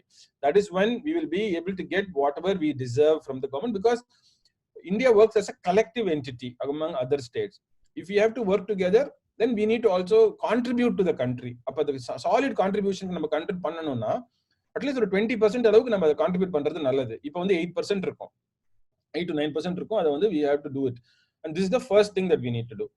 Second thing is entrepreneurship. என்ன பண்ணும் அப்படின்னு கேட்டீங்கன்னா, இந்த மாஸ் entrepreneurship எடுத்தீங்கன்னா ஃபர்ஸ்ட் இந்த எகனாமிக் growth நடக்கும். Second, அதிக லெவல்ல வேலை வாய்ப்பு கிரியேட் பண்றது.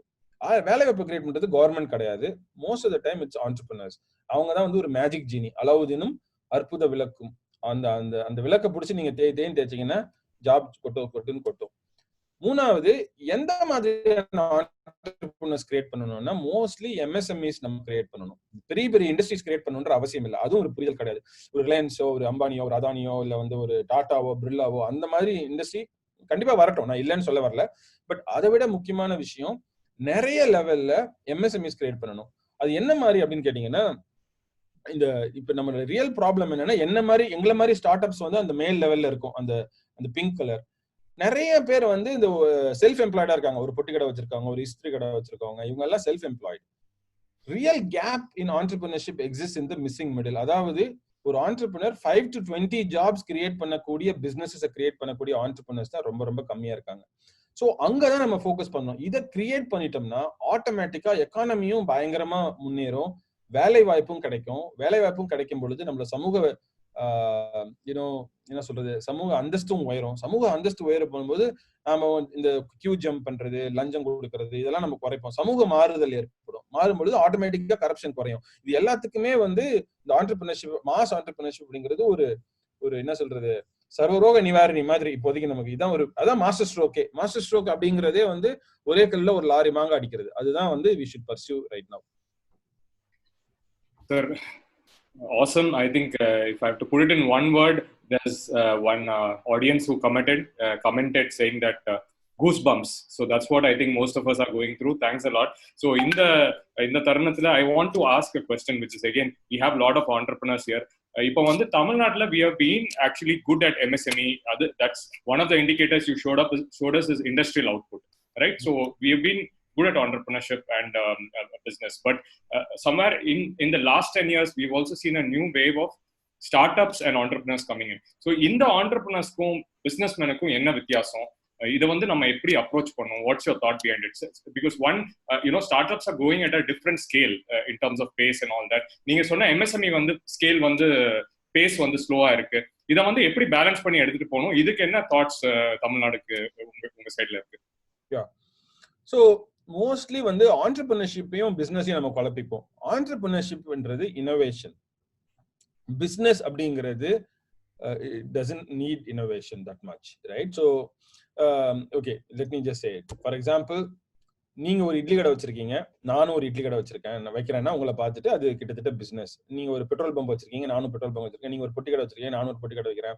That's sort of like business, right? நீங்க ஒரு டெக்ஸ்டைல் மேனுஃபேக்சரிங், ஒரு பனியன் மேனுஃபேக்சரிங் வச்சிருக்கேன், நானும் ஒரு பனியன் மேனுஃபேக்சரிங் வச்சிருக்கேன்னா அது that's like business. ஆண்டர்பிரினர்ஷிப் அப்படிங்கிறது என்னன்னா you have to create something new. அப்படின்னா என்ன அப்படின்னு சொல்ல வரேன்னா, இட்லி கடையை எடுத்துக்கலாம். நான் ஒரு இட்லி கடை வச்சிருக்கேன். நீங்க என்ன பார்த்துட்டு ஒரு ஐடியா கண்டுபிடிக்கிறீங்க. அந்த ஒரே மாவு கரண்டிய ஒரு 14 இட்லிஸா போட்டீங்க. குட்டி குட்டி குட்டியா ஒரு புது டிசைன், குட்டி குட்டியா ஒரு 14 இட்லி போட்டு, ஒரு கப்ல அந்த 14 இட்லியும் போட்டு, ஒரு கப்பு சாம்பாரை ஊத்தி, ஒரு ஸ்பூன் நெய்யை போட்டு ஃபர்ஸ்ட் டைமா ஒரு புது டிஷ் கண்டுபிடிக்கிறீங்க. மினி இட்லி ஆர் நெய் இட்லி அப்படின்னு சொல்லிட்டு ஒரு கண்டுபிடிக்கிறீங்க. சோ அந்த இட்லிய, அந்த ஒரு கரண்டி மாவு வந்து இட்லியா வித்தீங்கன்னா 5 ரூபா. அதே ஒரு கரண்டி மாவை 14 இட்லியா மாத்தி, ஒரு கப்பு சாம்பாரை ஊத்தி, ஒரு ஸ்பூன் நெய்யை விட்டு வித்தீங்கன்னா 20 ரூபாய் இல்ல 30 ரூபாய்க்கு விற்கலாம். There you created entrepreneurship. If you are not creating this kind of innovation, I won't count this in entrepreneurship. And that is really what I'm talking about, mass entrepreneurship. It's not about mass business, mass entrepreneurship, which is deeply rooted in innovation, because it will create intellectual property over time. If you do mass entrepreneurship, Tamil Nadu will also gain a lot of IP, because innovation linked IP வரும். இந்த இட்லி வந்து ஒரு ஜனரஞ்சகமா எல்லாருக்கும் புரியறதுக்காக சொன்ன ஒரு example. இது வந்து எல்லாத்துலயும் எடுத்துக்கலாம். டெக்ஸ்டைல் எடுத்துக்கலாம், மேனுஃபேக்சரிங் எடுத்துக்கலாம், ஆட்டோமொபைல்ஸ் எடுத்துக்கலாம், ஐடில எடுத்துக்கலாம். எல்லாத்துலயும் அந்த இனோவேஷன் வந்து ரொம்ப ரொம்ப important. So that creates basically IP. So that is what I am talking about as mass entrepreneurship. Now what is this entrepreneurship? Now ஒண்ணுமே கிடையாது. மூணு ஸ்டெப் தான் entrepreneurshipக்கு. You have to find a problem that many people have. அந்த ப்ராப்ளத்துக்கு ஒரு வித்தியாசமான solution, யூனிக்கான solution, ஆனா பயன்படக்கூடிய சொல்யூஷனா இருக்கணும். இல்லைன்னா அது லேப்ல தான் இருக்கும், வெளியிலே போகாது. அந்த சொல்யூஷனை கண்டுபிடிச்சிட்டு, அந்த சொல்யூஷனை நீங்க கண்டுபிடிச்சீங்கன்னா அது என்கிட்ட கொடுத்தீங்கன்னா, உதாரணத்துக்கு இந்த மினி இட்லி எடுத்துக்கலாம். மினி இட்லி நீங்க என்கிட்ட விற்க முடிஞ்சிச்சுன்னா உங்களுக்கு 20 ரூபாய் கிடைக்கும். நீங்க வித்தீங்கன்னா I get the mini idli, you get the 20 rupees or 30 rupees. There is an exchange of value and money that happens. If you're able to make that transfer and if you're able to repeat that cycle, you basically close the loop of entrepreneurship. Very, very simplest way of explaining entrepreneurship that I can come up with. Right? So basically an entrepreneur is actually a problem solver first. Most of the time entrepreneurs என்ன சொல்றாங்கன்னா பணம் பண்றவங்க நினைச்சுக்கிறாங்க. இல்ல, they are problem solvers. They are nation builders, right? Finally also they make money. Right? But the biggest problem is they solve some problems for the society which they are struggling with, right? Some different problems, right? And they actually build the nation. And they are better than even working in army. In fact, I would say entrepreneurs are better than working in army. And I actually, given the current context, I salute the army people for doing a fantastic job. But there's nothing wrong about, I'm not putting the army down.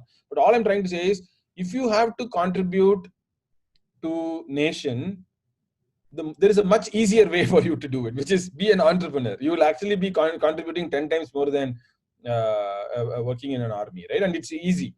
And one of the points in entrepreneurship is there is this notion called connecting the dots. அதுதான் வந்து அந்த entrepreneurship-ஓட கீயே. இந்த connect dots-னா என்ன அப்படின்னு கேட்டீங்கன்னா, உதாரணத்துக்கு சொல்ல வரேன், நாலேஜ். இப்படி ஒரு படம் இருக்கு. அந்த நாலேஜ் எக்ஸ்பீரியன்ஸ் வழியா அந்த படத்தை இப்படி போடலாம் நீங்க. ஆனா அதே நாலேஜ கிரியேட்டிவிட்டி அண்ட் இனோவேஷன் வழியா you can draw the same picture like this. If you really see the original picture, இந்த பூனைக்குட்டி அந்த ஃபர்ஸ்ட் படத்திலே ஒளிஞ்சு இருக்கு. ஆக்சுவலா நமக்கு தெரியல. But an entrepreneur knows how to connect the dots. And if he connects the dots, he creates something new which doesn't exist before with the same set of information, right? Like அந்த idli example எடுத்துக்கோங்க. மாவு இருக்கு, சாம்பார் இருக்கு, அதே கடையில மாவு இருக்கு, சாம்பார் இருக்கு, நெய் இருக்கு, எல்லாமே இருக்கு. ஆனா அத ஒரு யூனிக் ப்ராபோசிஷன்ல கனெக்ட் பண்ணும் பொழுது you end up creating mini idli as a new product, and then you're able to sell that for 20 or 30 rupees instead of 5 rupees for the same ingredients, literally same ingredients, right? Probably even lesser ingredients, because நீங்க அந்த ஒரு ரெண்டு இட்லி கொண்டு போய் விக்கணும்னா அதுக்கு சட்னி கொடுக்கணும், 3 விதமான சட்னி கொடுக்கணும், அதெல்லாம் எதுவுமே தேவையில்லை. In fact lesser ingredients and more value can be created, and that's what innovation and creativity does, and that is rooted in entrepreneurship, right? இதையெல்லாம் பிராக்டிக்கலா கனெக்ட் பண்ணி சொல்லக்கூடிய ஒரு எக்ஸாம்பிள் உங்களுக்கு பிசினஸ்ல இருந்து சொல்ல வரேன். உதாரணத்துக்கு நமக்கு இலகெல்லாம் இருக்கக்கூடிய ப்ராப்ளம் என்ன? Skin problem. நிறைய பிரச்சனை இருக்கு. அது நம்ம முன்னோர்கள் முன்னாடியே கண்டுபிடிச்சிட்டாங்க. என்னன்னு? மஞ்சள் 5 பைசா 10 பைசால ஒரு வீட்டுல இருக்கிற மஞ்சள் எடுத்து இழைச்சி போட்டீங்கன்னா போயிடும்ட்டு. இப்ப நம்ம யாரும் போடுறது இல்லை, ஏன்னா அதை நம்ம வெக்கப்பட்டு போட மாட்டேங்கிறோம், பெண்கள் எல்லாம் போட மாட்டேங்கிறாங்க. பட் இதையே ஒருத்தன் என்ன பண்றான்? விக்கோ டர்மரிக்னு கண்டுபிடிக்கிறான். என்ன பண்றான்? அதே மஞ்சளை அரைச்சி பேக்கெட் பண்ணி அமெரிக்கால, இது நீங்க கூகுள் பண்ணி பாருங்க, இது இன்னைக்கு அமேசான்ல இருக்கக்கூடிய price. It's not something that I'm just lying. $14 for this Vico turmeric. $14 is 1,000 rupees, guys, right? More than 1,000 rupees, right? So ஒரு ரூபாய்க்கு விற்கக்கூடிய மஞ்சள்ல இருந்து 1,000 rupees is able to create, and that is innovation. Of course, you need to do the packaging, you need to do the advertisement, you need to get a fancy heroine to host your product, promote your product. All of that is part of entrepreneurship. That's all coming part of the connecting the dots concept. But if you can do more of this in Tamil Nadu and in all the states, of course, I'm happy if all states can borrow this idea and do it for their own. I'm more than happy. UP, Bihar, I don't care. As many people can borrow this, I'm absolutely fine with that. So that's really the crux of business and entrepreneurship and how we should go about doing this. Sir, இன்னொரு question. Many of the entrepreneurs here are non-IT. இப்போ entrepreneurship, especially during the last 10 years பார்த்தோம்னா வெறும் ஐடில தான் focus ஆயிருக்கு. So நான் ID ஆண்டர்பிரினர்ஸ்க்கு என்ன சொல்ல விரும்புறீங்க? அவங்களுக்கு ஸ்டில் ஒரு growth prospect இருக்கா? எப்படி அவங்க அப்ரோச் பண்ணணும்? இட்லி ஒரு நல்ல எக்ஸாம்பிள் சொன்னீங்க, but can you give your thought on non-IT entrepreneurship, please? Sure, கண்டிப்பா. Sorry guys, I'm just feeling a little hungry. I didn't eat breakfast in the morning. Like சாப்பிட்டு ஒரு ஃப்ரூட் சாப்பிட்டுட்டே பேசினேன்.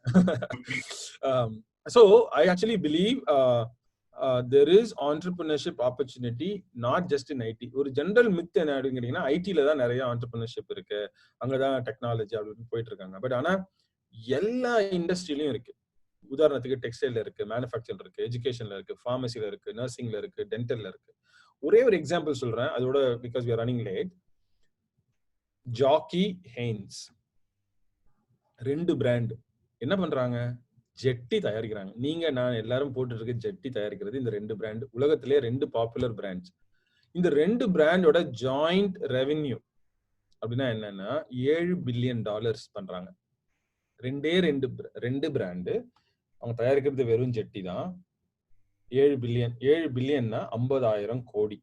ஓகேங்களா? நான் இதுல ஐரானிக்கல் விஷயம் என்ன அப்படின்னு கேட்டீங்கன்னா, இந்த பிராண்ட்ஸ் எங்க தயாரிக்கிறோம்? இந்த ஜெட்டில எங்க தயாரிக்கிறாங்க?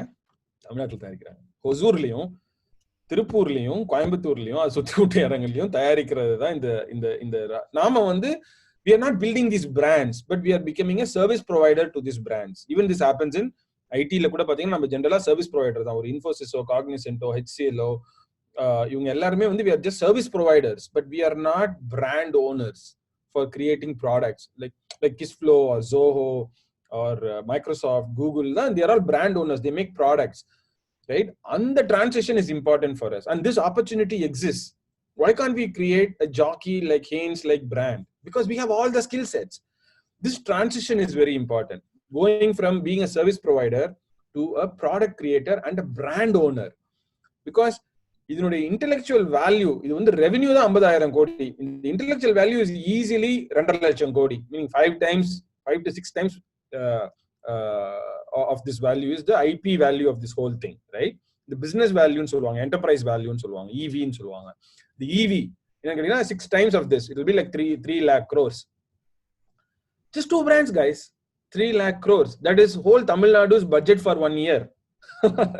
Just think about it. Just 2 brands, and that's the opportunity in front of us, and that's what we should invest in. Awesome, sir. So I think we have a few questions. So நிறைய பேர் questions entrepreneurshipல, businessல, Kissflow பத்தி நிறைய கேட்டிருக்காங்க. But we will keep questions today considering the paucity of the time, only related to Tamil Nadu $1 trillion dream. And sir, you will have to promise to us we will take another session on Kissflow separately, on entrepreneurship and the tech businesses, SaaS business. I think that's a whole new topic altogether. இன்னைக்கு இந்த டிஸ்கஷன்ல இன்னொரு கேள்வி என்ன வந்திருக்குன்னா, agriculture. இப்போ விவசாயம் நம்ம இதை அட்ரஸே பண்ணல சார். இண்டஸ்ட்ரியல் அவுட்புட் பேசணும், மற்றதெல்லாம் பேசணும். அக்ரிகல்ச்சர் என்ன சிச்சுவேஷன்ல இருக்கு இப்போ தமிழ்நாடுல, அது எப்படி நீங்க பாக்குறீங்க? சார் உங்க ஃபுல் ஸ்கிரீன் பண்ணிடுங்க sir. people wants to see you also, like liveல நிறைய பேர் கேக்குறாங்க சார், ஸ்கிரீன் போட முடியுமா? if there is no அந்த क्वेश्चंस போறதுக்கு முன்னாடி என்னோட ஃபைனல் சம்மரி மட்டும் முடிச்சிடுறேன், அதோட போயிடலாம். லாஸ்ட் ஒரு क्वेश्चन என்ன சொல்றாங்கன்னா, entrepreneurship வந்து ஃபண்டிங் தான் பெரிய பிரச்சனை, காசு இல்ல அப்படினு சொல்றாங்க. But actually it is not true. பிசினஸ்க்கு தான் காசு கிடையாது. if you come up with a business idea, there is no money. But if you come up with an entrepreneurship idea which is innovation and creativity driven, there is enough money. The proof of this is just this. There is so much VCs and angel investors who are having so much money when searching for good entrepreneurs with great creative innovative ideas, not businesses but creative ideas, which is not there. And if you can do that, money is always there. They are looking for entrepreneurs with clarity and creativity. Two point. entrepreneursக்கு வந்து creativity இருந்தா clarity இருக்க மாட்டேங்குது, clarity இருந்தா creativity இருக்க மாட்டேங்குது. இது ரெண்டும் சேரும் பொழுது you'll be able to get the funding. Okay, so finally I want to be this is called making Tamil Nadu proud. These are the proud brands of Tamil Nadu which has got created in Tamil Nadu. There are amazing brands that are there, but we need to multiply this by 100. This is not sufficient, and Dream for Tamil Nadu is an initiative to multiply this by 100. And if we can do that, that will actually achieve the dream. Just to summarize, finally, we have a platform which is social justice and English proficiency, which we have built. We have done primary education, we have done higher education, but we need to go on innovation-driven entrepreneurship. And that is where we are headed.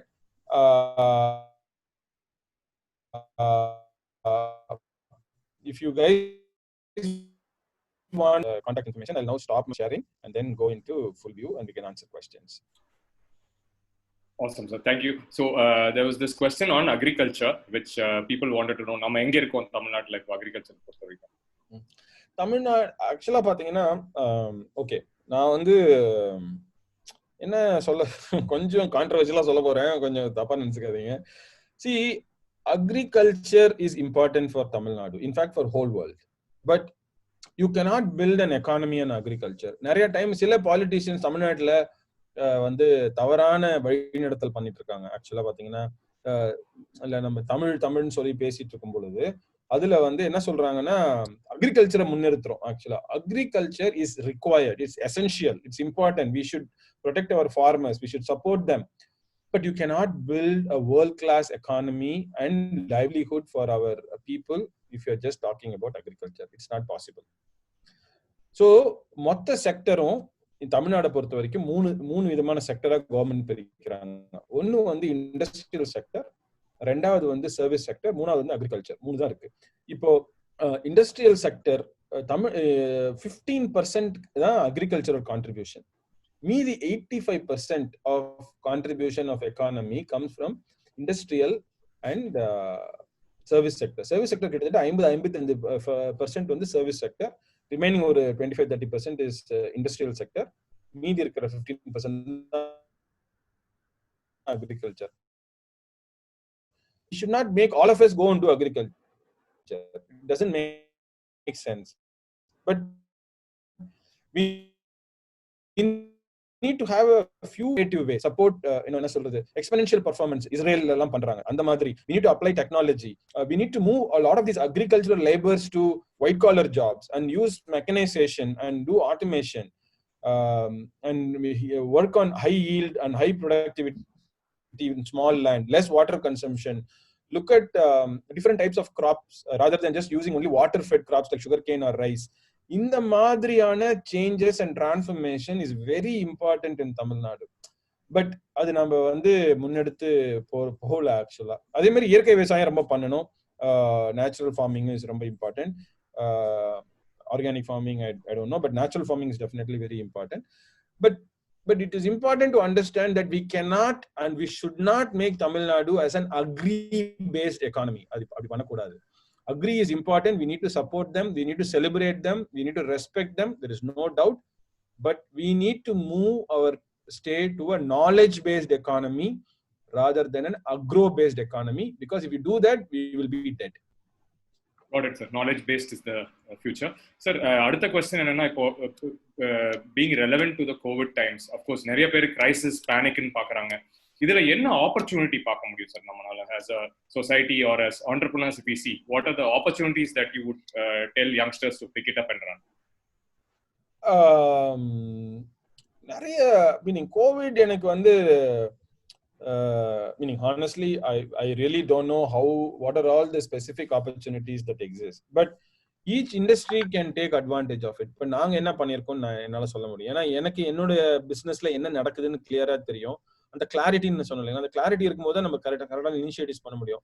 உதாரணத்துக்கு நாங்க வந்து என்ன பண்ணிட்டோம்னா பர்மனண்டா remote மாடலுக்கு எங்க employees move பண்ணிட்டோம். அப்போ அதே சமயத்துல நாங்க என்ன சொல்லியிருக்கோம்னா, சென்னையில இருக்கிற எம்ப்ளாயிஸ் எல்லாரும் அவங்கவுங்க சொந்த ஊருக்கு போயிருங்க, company is taking care of that. So உங்களோட சொந்த ஊருக்கு போயிட்டீங்கன்னா அங்க இருந்து நீங்க ஒர்க் பண்ணுங்க, சென்னையில இருக்க வேண்டிய அவசியம் இல்லை. அர்பனைசேஷனை நம்ம குறைக்கலாம்.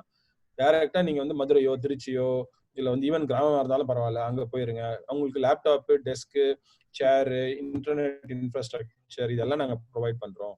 So you just work from there and மாசத்துக்கு ஒரு தடவை மாத்திரம் ஆஃபீஸ்க்கு வாங்க, மற்ற டீமோட பேசுங்க. வி கால் திஸ் ரிமோட் பிளஸ்னு ஒரு மாடல். எங்க வெப்சைட்ல வந்து பாத்தீங்கன்னா தெரியும், ரிமோட் பிளஸ் தேடிங்கன்னா உங்களுக்கு அந்த மாடல் பத்தி சொல்லுவோம், கிளியரா எக்ஸ்பிளைன் பண்ணிப்போம் எப்படி பண்றோம் அப்படின்னு சொல்லிட்டு. ஸோ 1 week இன் மந்த் எம்ப்ளாயிஸ் வந்து சென்னை வந்தா போதும். சென்னையில் இருக்கிற எம்ப்ளாயிஸ்லாம் நேட்டிவ் வந்து அவங்களுக்கு சென்னை இல்லைன்னா அவங்க வந்து சொந்த ஊருக்கு போயிடலாம். சொந்த ஊருக்கு போகும்போது என்ன ஆகுதுன்னு கேட்டீங்கன்னா, அவங்க வாங்குற சம்பளம் எல்லாம் லோக்கலா செலவு பண்ணுவாங்க. இப்ப சென்னையில செலவு பண்ணிட்டு இருக்காங்க இல்லைங்களா, அது வந்து லோக்கலா செலவு பண்ணுவாங்க. லோக்கலா செலவு பண்ணும்போது லோக்கல் எக்கானமி வளரும். அவங்க பிள்ளைங்களை வந்து அங்க ஸ்கூல்ல போய் சேர்க்க ட்ரை பண்ணுவாங்க. அப்ப அங்க வந்து ஸ்கூலோட இன்ஃப்ராஸ்ட்ரக்சர், அதுக்குண்டான கான்ட்ரிபியூஷன், அந்த total ecosystem around Tamil Nadu will develop. I wish more companies do something like this. I think ஐடியில் இதை பண்ணிட்டு இருக்காங்க. இந்த மாதிரி நிறைய ஆப்பர்ச்சுனிட்டிஸ் உங்க ஏரியால இருக்கும். அது நீங்க வந்து ஸ்பாட் பண்ணி இந்த கோவிட் இல்லைன்னா நடந்திருக்காது. இந்த கொரோனா வரலன்னா நாங்க இந்த மாதிரி யோசிச்சிருக்க மாட்டோம். ஸோ உங்க இண்டஸ்ட்ரியில கொரோனானால ஒரு நெகட்டிவா யோசிக்காம பாசிட்டிவா யோசிச்சு அது எப்படி நமக்கு அட்வான்டேஜஸா மாத்துறதுன்னு யோசிக்கிறது பெட்டர். நாங்க அதை பண்ணிருக்கோம். எங்களால பண்ண முடியும்னா உங்களாலையும் கண்டிப்பா பண்ண முடியும் நான் நம்புறேன். ஆக்சுவலா Can I ask one question? ஒரு லைவ்ல ஒருத்தர் கேட்டிருக்காரு. சோ நீங்க இந்த தமிழ்நாடுல மாஸ் ஆண்டர்பிரினர்ஷிப் பத்தி சொல்லுவாங்க, இயற்கை வளங்களை வந்து அழிக்காம அதே சமயம் அதையும் பாதுகாத்து எப்படி வந்து இந்த ஆண்டர்பிரினர்ஷிப்பை வந்து முன்னேறி கொண்டு போகலாம்? ஏன்னா அதுதான் வந்து ஒரு ஸ்டேட்டுக்கு வந்து ஒரு நல்ல ஒரு growth-ஆ இருக்கும்னு கேக்குறாரு. 100% ரைட். ஆக்சுவலா அதுக்கு ஒரு ஸ்லைடு வச்சிருப்பேன், டைம் வச்சிருக்கேன், எக்ஸாக்ட்டா அந்த பாயிண்ட்க்கு வச்சிருக்கேன். அது டைம் இல்லனால சொல்லல. அதுக்கு பேரு 3P மாடல் அப்படின்னு பேரு. Profit, planet, people. அதாவது ஒரு ஆண்டர்பிரினர்ஷிப் வந்து இந்த 3P மாடலை ஃபாலோ பண்ணணும். ப்ராஃபிட் வந்து இம்பார்ட்டன்ட் ஒரு பிசினஸ்க்கு, அது நம்ம விட முடியாது. அதே சமயத்துல பீப்புள் அண்ட் பிளானட் இது மக்களை பாதிக்கிற மாதிரியோ இல்ல சுற்றுச்சூழலை பாதிக்கிற மாதிரியோன்னு இருக்கக்கூடிய ஆண்டர்பிரினர்ஷிப் அப்படிப்பட்ட பிசினஸ்ல இருந்து வரக்கூடிய பணம் நமக்கு தேவையில்லை. ஆக்சுவலா அது அந்த மாதிரி நீங்க பிசினஸ் பண்றதை நான் சப்போர்ட் பண்ணவே இல்லை. Anything that destroys environment or our people's health, you shouldn't do it. உதாரணத்துக்கு இந்த கல்லு போட்டு பழுக்க வைக்கிறது, அப்புறம் வந்து மைதா மாவுல வந்து சாஃப்ட்னர் ஆட் பண்றது, அது வந்து நமக்கு வந்து என்ன சொல்றது டயபிட்டிஸ் கொடுக்கும். ஏன்னா சாஃப்டா இருக்குன்றதுக்காக மைதா மாவுல ஏதோ ஒரு கெமிக்கல் ஆட் பண்றாங்க, அது சாப்பிட்டீங்கன்னா உங்களுக்கு டயபிட்டிஸ் கொடுக்கும். அதுதான் பரோட்டால யூஸ் பண்றோம். இந்த மாதிரியான ப்ராடக்ட்ஸ் எல்லாம் தயார் பண்றது வேஸ்ட். அந்த மாதிரியான ஆண்டர்பிரினர்ஷிப் பண்றது waste. Is no use. So planet, people, then profit. That is how you should look at entrepreneurship. Sure, sir.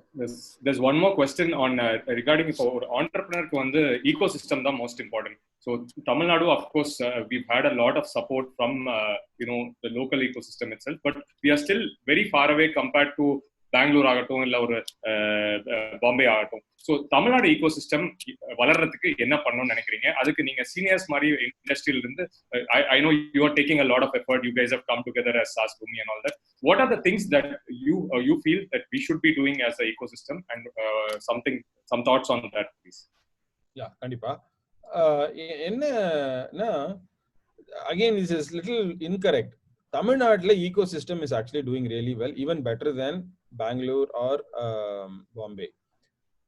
The reason why we think Bangalore or Bombay is doing very well, because you're only looking at IT, right? IT பொறுத்த வரைக்கும் maybe Bangalore is doing better, but IT is not the be all and end all of it. ஐடியே ஒரு முழு economy கிடையாது. ID ஒரு அங்கம் தான் எக்கானமில. அதையே நம்ம சுத்தி நம்ம வர முடியாது இல்லையா? நம்ம ஒரு ஈகோ சிஸ்டம்னு எடுத்துட்டோம்னா ஹோலிஸ்டிக்கா பார்க்கணும். டெக்ஸ்டைல்ல என்ன இருக்கு, ஆட்டோமொபைல் என்ன இருக்கு, ஹெல்த் கேர்ல என்ன இருக்கு. தமிழ்நாடு தான் இந்தியாவோட ஹெல்த் கேர் கேபிட்டல் ஆக்சுவலா. ஸோ ஹெல்த் கேர்லயும் சரி, டெக்ஸ்டைல்லயும் சரி, ஆட்டோமொபைல்லயும் சரி, மேனுஃபேக்சரிங்லயும் சரி, அதுக்குண்டான ஈகோ சிஸ்டம் எங்க இருக்கு? பிளாஸ்டிக் மேனுஃபேக்சரிங் இதெல்லாம் யோசிச்சு பாத்தீங்கன்னா தமிழ்நாட்டில் ஆல்ரெடி இருக்கு. ஐடில we are not doing as much as Bangalore, which is true. I agree to that. But we can improve on that. But we are doing number 2, number 3, number 4 அந்த மாதிரி ஒரு நிலைமையில இருக்கும். But we are not bad, right? தமிழ்நாட்டில் முடிஞ்ச அளவுக்கு சென்னையில நாங்க நிறைய இனிஷியேட்டிவ் எடுத்திருக்கோம். சென்னையில for NASSCOM has done a good job. ஐஸ்பிரிட்னு ஒன்று இருந்து அது அவங்க நல்லா பண்ணியிருக்காங்க.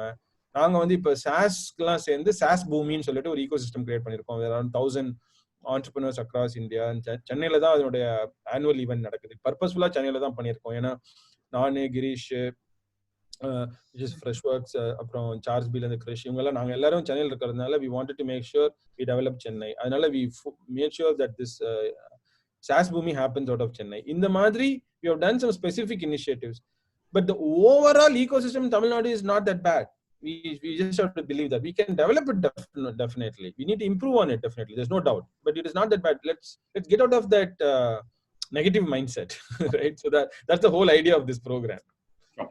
So another, I think we have a couple of fans wanting to know that why KissFlow name and what is the idea behind the butterfly logo that you have for your brand. Branding பத்தி கொஞ்சம் கேக்குறாங்க. Sure. அது வந்து என்ன அப்படின்னு கேட்டீங்கன்னா, KissFlowன்றது keep it simple stupid. உங்களுக்கு தெரியுமான்னு தெரியல. கீப் இட் சிம்பிள் ஸ்டூபிட் அப்படிங்கிறது நீங்க விக்கிபீடியால போய் பாத்தீங்கன்னா it's a kind of a design principle.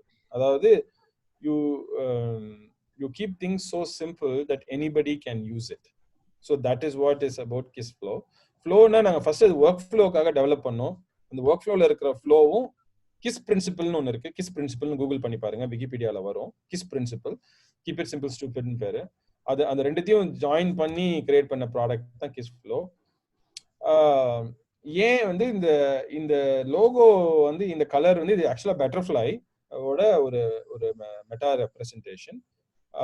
Butterfly வந்து it's also links to chaos theory, right? You know what is chaos theory, and KissFlow is supposed to be very lightweight and simple, so we wanted to use butterfly to represent lightweight and simple, as well as if a butterfly flapping its wing somewhere, a simple flap actually makes bigger change somewhere else in the world. அப்படிங்கிறதுனால எங்க சாஃப்ட்வேரை use பண்ணி you do simple automations, it makes big impact in your business அப்படிங்கறத connect பண்ற மாதிரி ஒரு deep மீனிங்கோட வச்ச பேர் இது ஆக்சுவலா.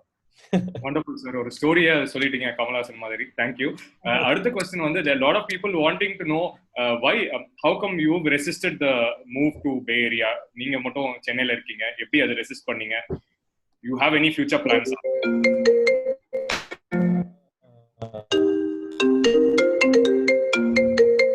சாரி, யாரோ கூப்பிடுறாங்க என்ன. பே ஏரியா நான் வந்து எப்பயுமே தமிழ்நாடு இப்படின்னு கொஞ்சம் தமிழ் மேலையும் தமிழ்நாட்டு மேலையும் பற்றுதலும் பாசமும் அதிகமா இருந்து தமிழ்நாட்டிலே இருந்துட்டேன் ஆக்சுவலா. என்னால எனக்கு வந்து I probably traveled to like 20-30 countries worldwide. I've lived in America for many months, but been going to America from 2000ல இருந்து போயிட்டு இருக்கேன் ஆக்சுவலா 20 வருஷமா. பட் எப்பயுமே வந்து அது நம்மளுடைய நாடு, அங்க இருக்கணும்.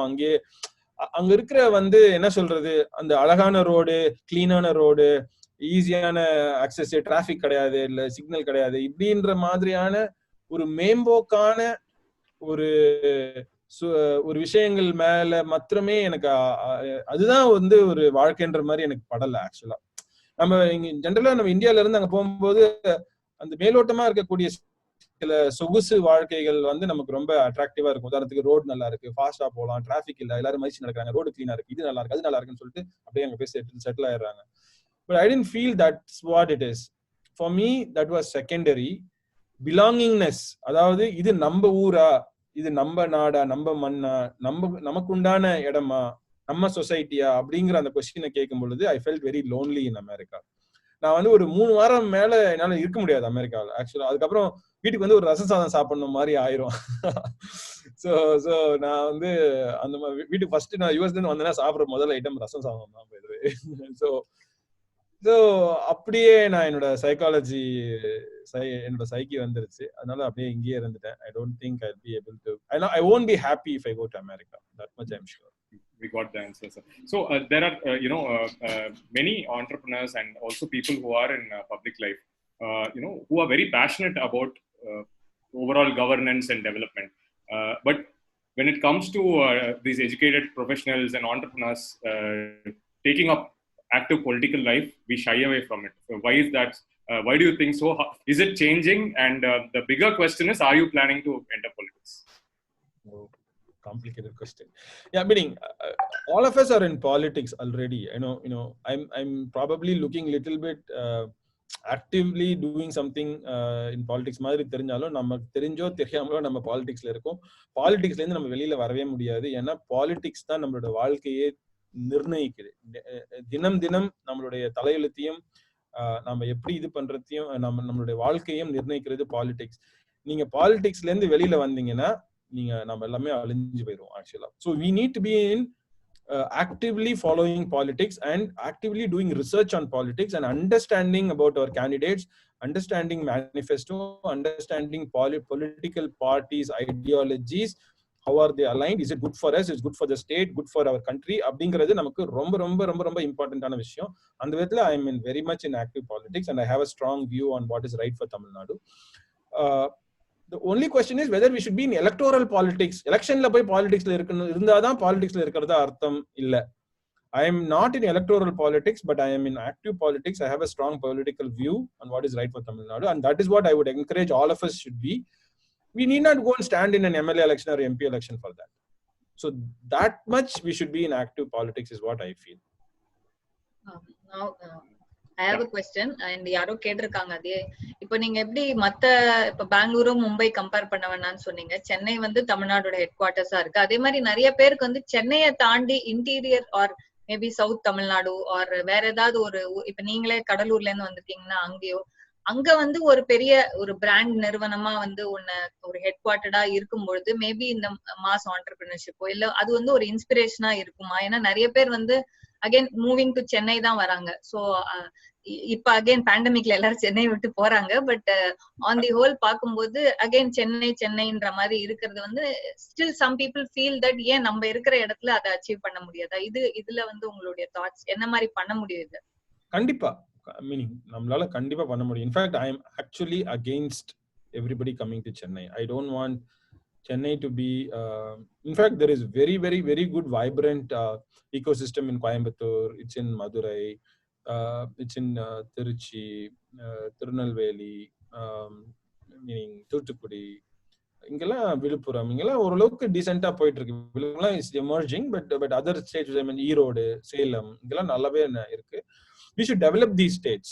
ஆக்சுவலா நான் அந்த ஒரு 10 ஏர்போர்ட் போட்டோம் இல்லைங்களா, அந்த 10 ஏர்போர்ட்டை சுத்தி we should develop the clusters in Tamil Nadu, which is very very important. That is my part of my vision or dream for Tamil Nadu. So அந்த 10 ஏர்போர்ட் 10-12 ஏர்போர்ட் தமிழ்நாடு ஃபுல்லா இருந்தா அந்த ஏர்போர்ட்டுகளை சுத்தி இருக்கக்கூடிய ஏரியால தான் we should develop. We should not crowd Chennai. Meaning maybe we should even move Chennai. இப்போ யுஎஸ்ல எல்லாம் பாத்தீங்கன்னா most people don't know that the state capital for California is neither San Francisco nor Los Angeles. ரெண்டுமே கிடையாது. It's actually Sacramento. எதுக்காக பண்ணிருக்காங்கன்னா அங்க சாக்ரமெண்டோல தான் எல்லா government ஆபீசஸும் இருக்கும். அங்க வந்து அதை சுத்தி ஒரு எக்கானமி டெவலப் ஆகும். அந்த மாதிரி நம்ம maybe we should move all the government offices to Madurai or Tiruchi or something like that instead of Chennai. I'm agree for it. In fact, it will help a lot of people like high court அந்த மாதிரி விஷயங்கள் எல்லாம் centre of Tamil Nadu இருந்துச்சுன்னா maybe it will be easy for people to access it from all over the place. We don't have to travel all the way from கன்னியாகுமரியில இருந்து சென்னை வரைக்கும் வர வேண்டிய அவசியம் இல்லையா இருக்கலாம். Induja, any more questions you want to? இருக்கு நிறைய. நீங்க have you gone through the questions? I've gone through questions, sir, but a lot of questions regarding SaaS technology company எப்படி build பண்ணலாம், investment எப்படி பண்ணலாம். I think that's a scope for another session. Different session. We'll do session part 2 maybe. Suresh, if you can share all the panelist screen so that நம்ம final remarks or whatever we could. And எதுல நிறைய பேர் recorded இருக்குமான்னு கேக்குறாங்க. அத பத்தி we could tell people. Yeah, இது already record ஆகி liveல போகுது. Yeah. இல்ல can you share all the screen? I mean இப்போ உங்களுக்கு மட்டும் can you share the panel screen too so that Bala could also நான் பண்ண முடியுமான்னு தெரியல. நான் அவங்க இடத்துல பண்ணிக்கணும். They can, there is an இல்ல option. மூணு பேரும் வர மாதிரி இருக்கு இல்லையா? Like so that you can I mean I don't know how to, I think only we can. On the right corner there's a speaker view and there's also a grid. You press the grid, all the screen will open up. Yeah. No, I think in the live வரலன்ற. I mean live. I'm talking about the live. Yeah, I could see. Okay. So that we can tell people like எங்க ஏன்னா நிறைய பேருக்கு they had some queries so that we can contact you and we can do spotlight view ன்னு ஒன்னு இருக்கு. அது spotlight view on பண்ணாங்கன்னா யார் பேசுறாங்களோ அவங்க ஃபேஸ் ஆட்டோமேட்டிக்கா. Oh, okay. அது எப்படி எனேபிள் பண்றதுன்னு தெரியல. Okay. There are other questions? What is? Sorry, you had a slide on your contacts. People want you to put that up so that they can reach out to you. ஒரு question இருக்கு. What is your contribution to entrepreneurial journey? Do you have any mentors ன்னு கேக்குறாங்க சுரேஷ் கிட்ட. Do you want to answer that? எனக்கு mentors இருக்காங்களான்னு கேக்குறாங்களா? ஆமா. உங்க journey. Meaning that கண்டிப்பா என்னோட biggest mentor வந்து என்னோட பழைய பாஸ் வந்து ஆயி கவுண்டன் அப்படினு பேரு. He used to live in America for 20 years. And then he came to India and to set up the first partnership between Shiv Nadar, HCL and HP in the US. Shiv Nadar and my boss was very good friends and அவர் தான் வந்து நிறைய விஷயங்கள் தமிழ் பத்தினும் தமிழ் நாட்டை பத்தினும் எனக்கு இந்த அளவுக்கு ஒரு fashion இருக்குன்னா அதுக்கு ஒரு முக்கியமான காரணம்னு சொல்லுவேன். அதுக்கப்புறம் நிறைய மென்டர்ஸ் இருக்காங்க I would say, but this is one person I would really like to mention explicitly. So this is my contact information. Take note of it. Take a screenshot if you want and then we can talk. So இப்போ இந்த session வந்து recorded ஜூம்லயும் பண்ணி நாங்க எங்க YouTube channel YourStory Tamil YouTube சேனல்லயும் will be putting and once again Facebookல வந்து full session-ஆ நாங்க வந்து ப்ராப்பரா அத எடிட் பண்ணியும் போடலாம்னு இருக்கோம். So people who have missed and ஏதாவது questions post பண்ணனும்னாலும் நீங்க அத போட்டீங்கன்னா நம்ம சுரேஷ் மூலமா we can get the answers and I think அவரும் ஷேர் பண்ணிருக்காரு. So Bala, do you want to close the session by? So I think sir, this was I think a long pending dream ungalku mattum illa engalukkum in your story to host you because we wanted to do it in a physical session but thanks to COVID we have been able to reach out to more people online. I think what stands out in your whole presentation is that your genuinity and your clarity for numbers and your intense passion for Tamil Nadu I think is very evident, sir, and that gives a lot of I would say what I would say inspiration for all of us living here that hey actually what we can contribute as individuals to take this forward and we would ungakita nariya inniki Tamil Nadu patti kattukitom. There's also a request that we want to learn a lot about business and entrepreneurship and about the tech space also from you. Probably in some time we will connect for another session, so audience you can look out for that session as well where we'll deep dive into business and there will be a kind of online mentorship that Suresh sir can give all of us. In the meanwhile, from all the 300 people who have been live today and other people who are on Facebook, thanks a lot Suresh sir for coming down and making this happen for us. Vanakkam, romba nandri, and thanks to Induja for coordinating it excellently. Induja, I think hopefully Suresh sir has flagged off an excellent session. Idu mari nariya entrepreneurs nama meet panni people should benefit from it. In the lockdown we'll make use of it and we probably try to do something during the next coming weeks. Thanks Induja. Thank you and we look forward to future live sessions, so stay tuned with us. Thank you Induja, thank you Bala. Great, எல்லாரையும் சந்திச்சதுல ரொம்ப சந்தோஷம். Yeah. Bye. Thank you all. Bye. Thank you.